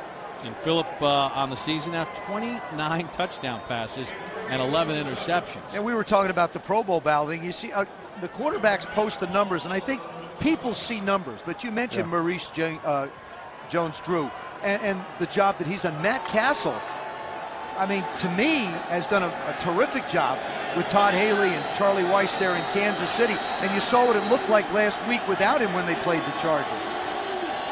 That was abysmal. First and goal.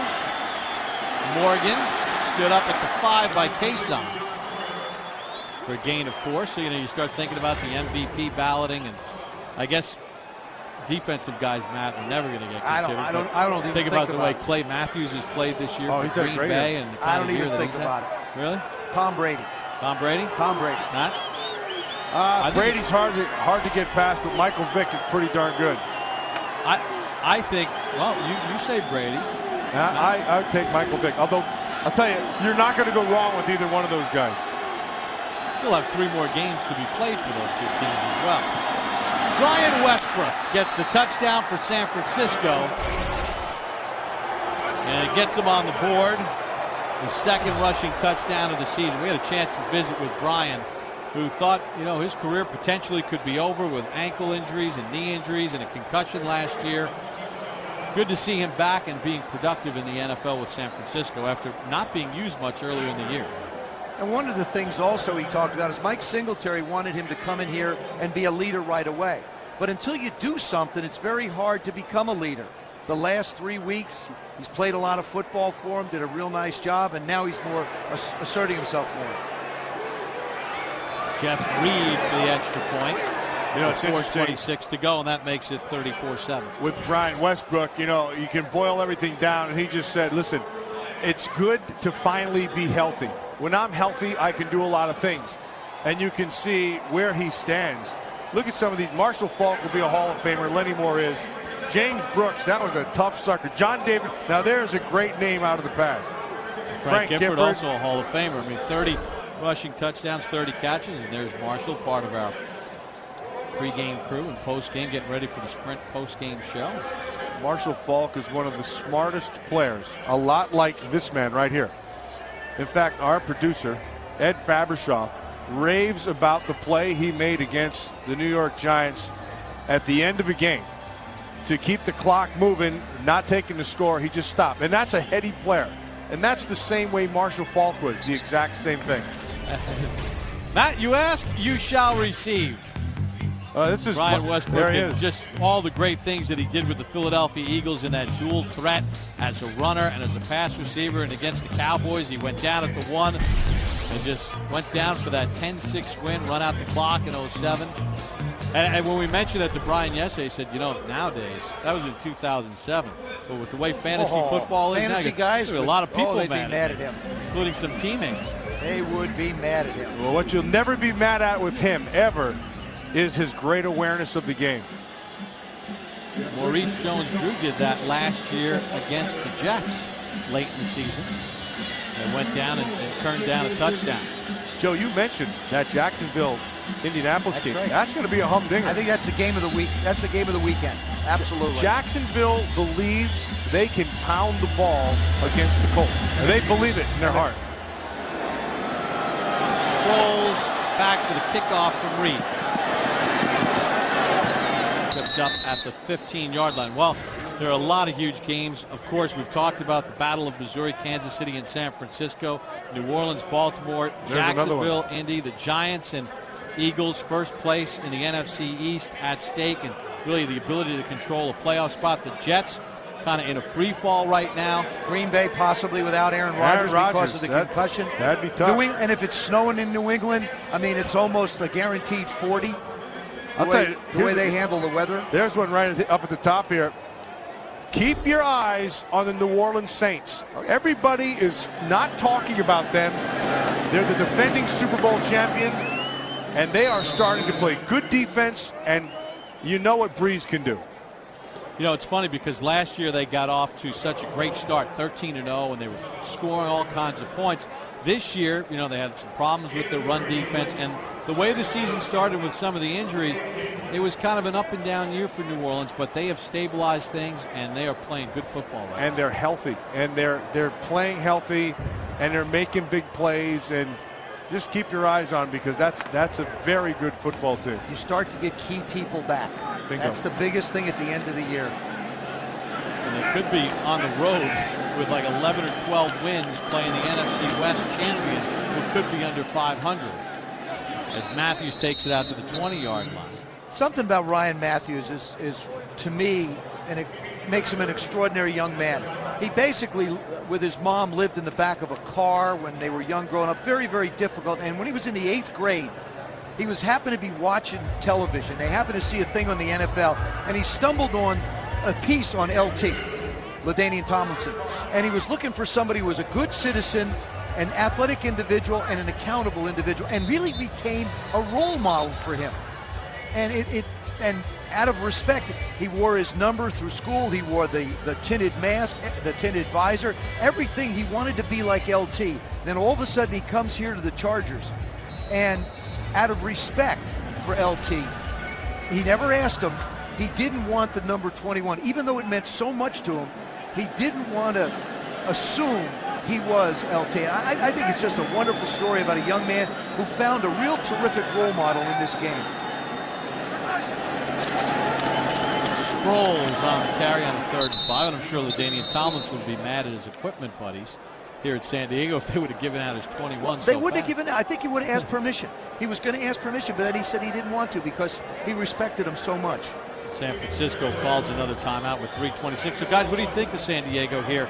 And, you know, the fact that they're on their way to their 8th win, obviously they still need help. Just winning out is not going to get it done, because if Kansas City wins out, the Chiefs are going to finish a game ahead of the San Diego Chargers. But, Matt, do you think this team could be extremely dangerous if they do get into the playoffs? Oh, I don't think there's any question about it. Even with the special teams problem. Well, I mean, those are things, obviously, anytime a special teams thing can come up and bite any football team. Now, they have not shown consistency, and that's what you're talking about. They're going to have to get that straight.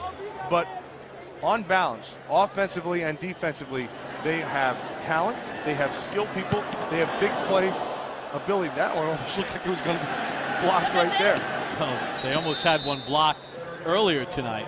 Cyphers was able to get it away. Well, the other thing we were talking about before, too, was you say the New Orleans Saints, they're getting, Bob, you mentioned they're getting healthy. They're playing well at the end of the year. With 10 days now, the San Diego Chargers almost get a mini bye to start getting a lot of people back at the wide receiver position. And we've seen what Phillip Rivers can do with guys that have just been run in and out for him. Now you start getting your regulars back on the field, and it makes a world of difference. The other thing you also get is because you've played these others, they have great experience, and now your quarterback has a feel for guys that normally he wouldn't have had. Take a guy like Randy McMichael. I mean, that. Now you got depth. Yeah, you have him. But remember, they're going to need some help to get into the postseason, because they do trail Kansas City by a game, but 2 road games that you look at for the Chargers that are obviously doable, as Westbrook picks up 6 on the pass play with the games on the road at Cincinnati and at Denver. And you wonder if with the San Diego Chargers having the ability to throw the ball as well as they do, what's weather going to be a factor like in Cincinnati? What's weather going to be a factor like in Denver? Both of those teams are capable of jumping up and playing well against you. So the Chargers can't look at them and say, oh, no, two teams really struggling. Not going to happen.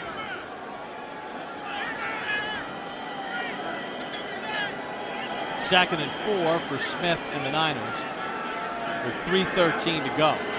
Trying to build upon something positive here. Delaney Walker gets a first down as we check in with Alex Flanagan. Hey, you guys, Mike Singletary at the half was hoping that somebody on defense could really step up in absence of Justin Smith after he was ejected from this game. Just to go back on what happened with that, after he was ejected, Smith went to the bench and told his teammates that he felt somebody shove him in the back. He turned around, shoved back, and then realized it was an official. Did not mean to, but Bob, intent really doesn't matter on that one. No, Alex, you cannot shove an official. And you know, there's such a defining point in the ballgame because they had just gotten stopped on a 4th and goal, and you see he shoves the umpire, Garth DeFelice, and Garth looks at the number, throws the flag, and that's it. And he's staring him down, too. I love Garth. And one of the other things we talked about with Mike Singletary is Mike's job in jeopardy. There's been so much change in San Francisco. We've talked about the coordinators. I think it's time to stay with someone. It's a very young, very immature football team in some areas, but talented. But it takes time to grow into it. And I think Mike deserves the chance. Crabtree with a short pickup. So you think, though, he's the guy with this staff to get things turned around? They thought they had that guy in Mike Nolan. That didn't work out. Mike Singletary was on the staff. Mike Nolan got fired in 2008, led him to a 5-4 record at Singletary. But do you think he has what it takes or is needed to get this thing turned in the right direction? I think he's still learning this team. I think they're still figuring things out. And keep in mind, this is not the end of the 40. They could win this division still. Right. They could win this division, get into the playoffs. If they play their front seven. Now, tonight it fell apart early. They are capable with the skills that they have to do something. But it also fell apart because of their own inability to make plays, not getting in the end zone, dropping balls, committing foolish penalties. Again, if they win out and St. Louis and Seattle each lose one each, and their 7-9 is the best record, San Francisco's getting in by virtue of a 5-1 division record. Smith will be sacked again. Jacques Cesaire. Oh, Cam Thomas, the rookie out of North Carolina, the 5th-round pick, gets the sack at a loss of 10. So the rookie gets his 2nd sack of the season. That punctuates the night for the San Francisco offenses. We hit the 2-minute warning. Means for the Chargers playoff race hopes. Well, Rich, keeps them right in the conversation with Phillip Rivers at quarterback. 19 of 25, 273 yards, and 3 touchdowns. Billy Bullock will just take a knee with the 2-minute warning upon us, and now the clock ticking. You know, I tell you, I'm sitting here, and in my mind, I'm listening. The party's over. I'm listening to Don Meredith. Turn out the lights. Sing it. I mean, it's something. Look at 25 points per game, 6 straight seasons. The Rams from 48 to 54 did it, and the Browns from 1950 to 1955. And how about Ron Rivera's defense? Terrific. Ron Rivera, to me, is one of those coaches that has done an outstanding job working with different personnel, getting the right people he wants, and should be one of those guys, as you look around the league at coordinators that deserve an opportunity to be talked about as a head coach in this league. I think he's right up there with the guys that you put on the list. And what a nice game Antonio Garay had tonight. And he's had a great season. How long did it take him to do that to his head, though? I remember yesterday we saw him, and it was it a would little look like skewed. that. I told him to put a little bit of red in it, and we could say he was a raspberry Garay. Oh, no. You didn't say. He was you a raspberry Garay. No, stop. Stop. I've got 40 seconds more to listen. Is that what I have to do? That's the only part I remember the song. I know it was Prince. That's about it. And Vincent Jackson coming in with a big ball game, filling in with Antonio Gates on the sidelines. Big touchdowns for Jackson, 5 receptions, 112 yards, and Philip Rivers with a smile and another victory. So the San Diego Chargers get their 8th win. Now the burden falls on Kansas City this weekend in St. Louis against the Rams to keep their lead in the AFC West. For Mike Singletary, the 9th loss for the Niners, but they're not done, folks. With a little help, they could still win the NFC West. Stephen Cooper with a good game. Brian Westbrook, the only touchdown tonight for the San Francisco 49ers.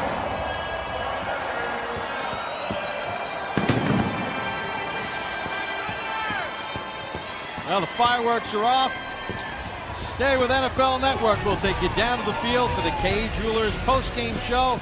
We'll have the stars of the game live, including Philip Rivers, as well as highlights and analysis on tonight's game. Our final score, the Chargers beat the San Francisco 49ers 34-7.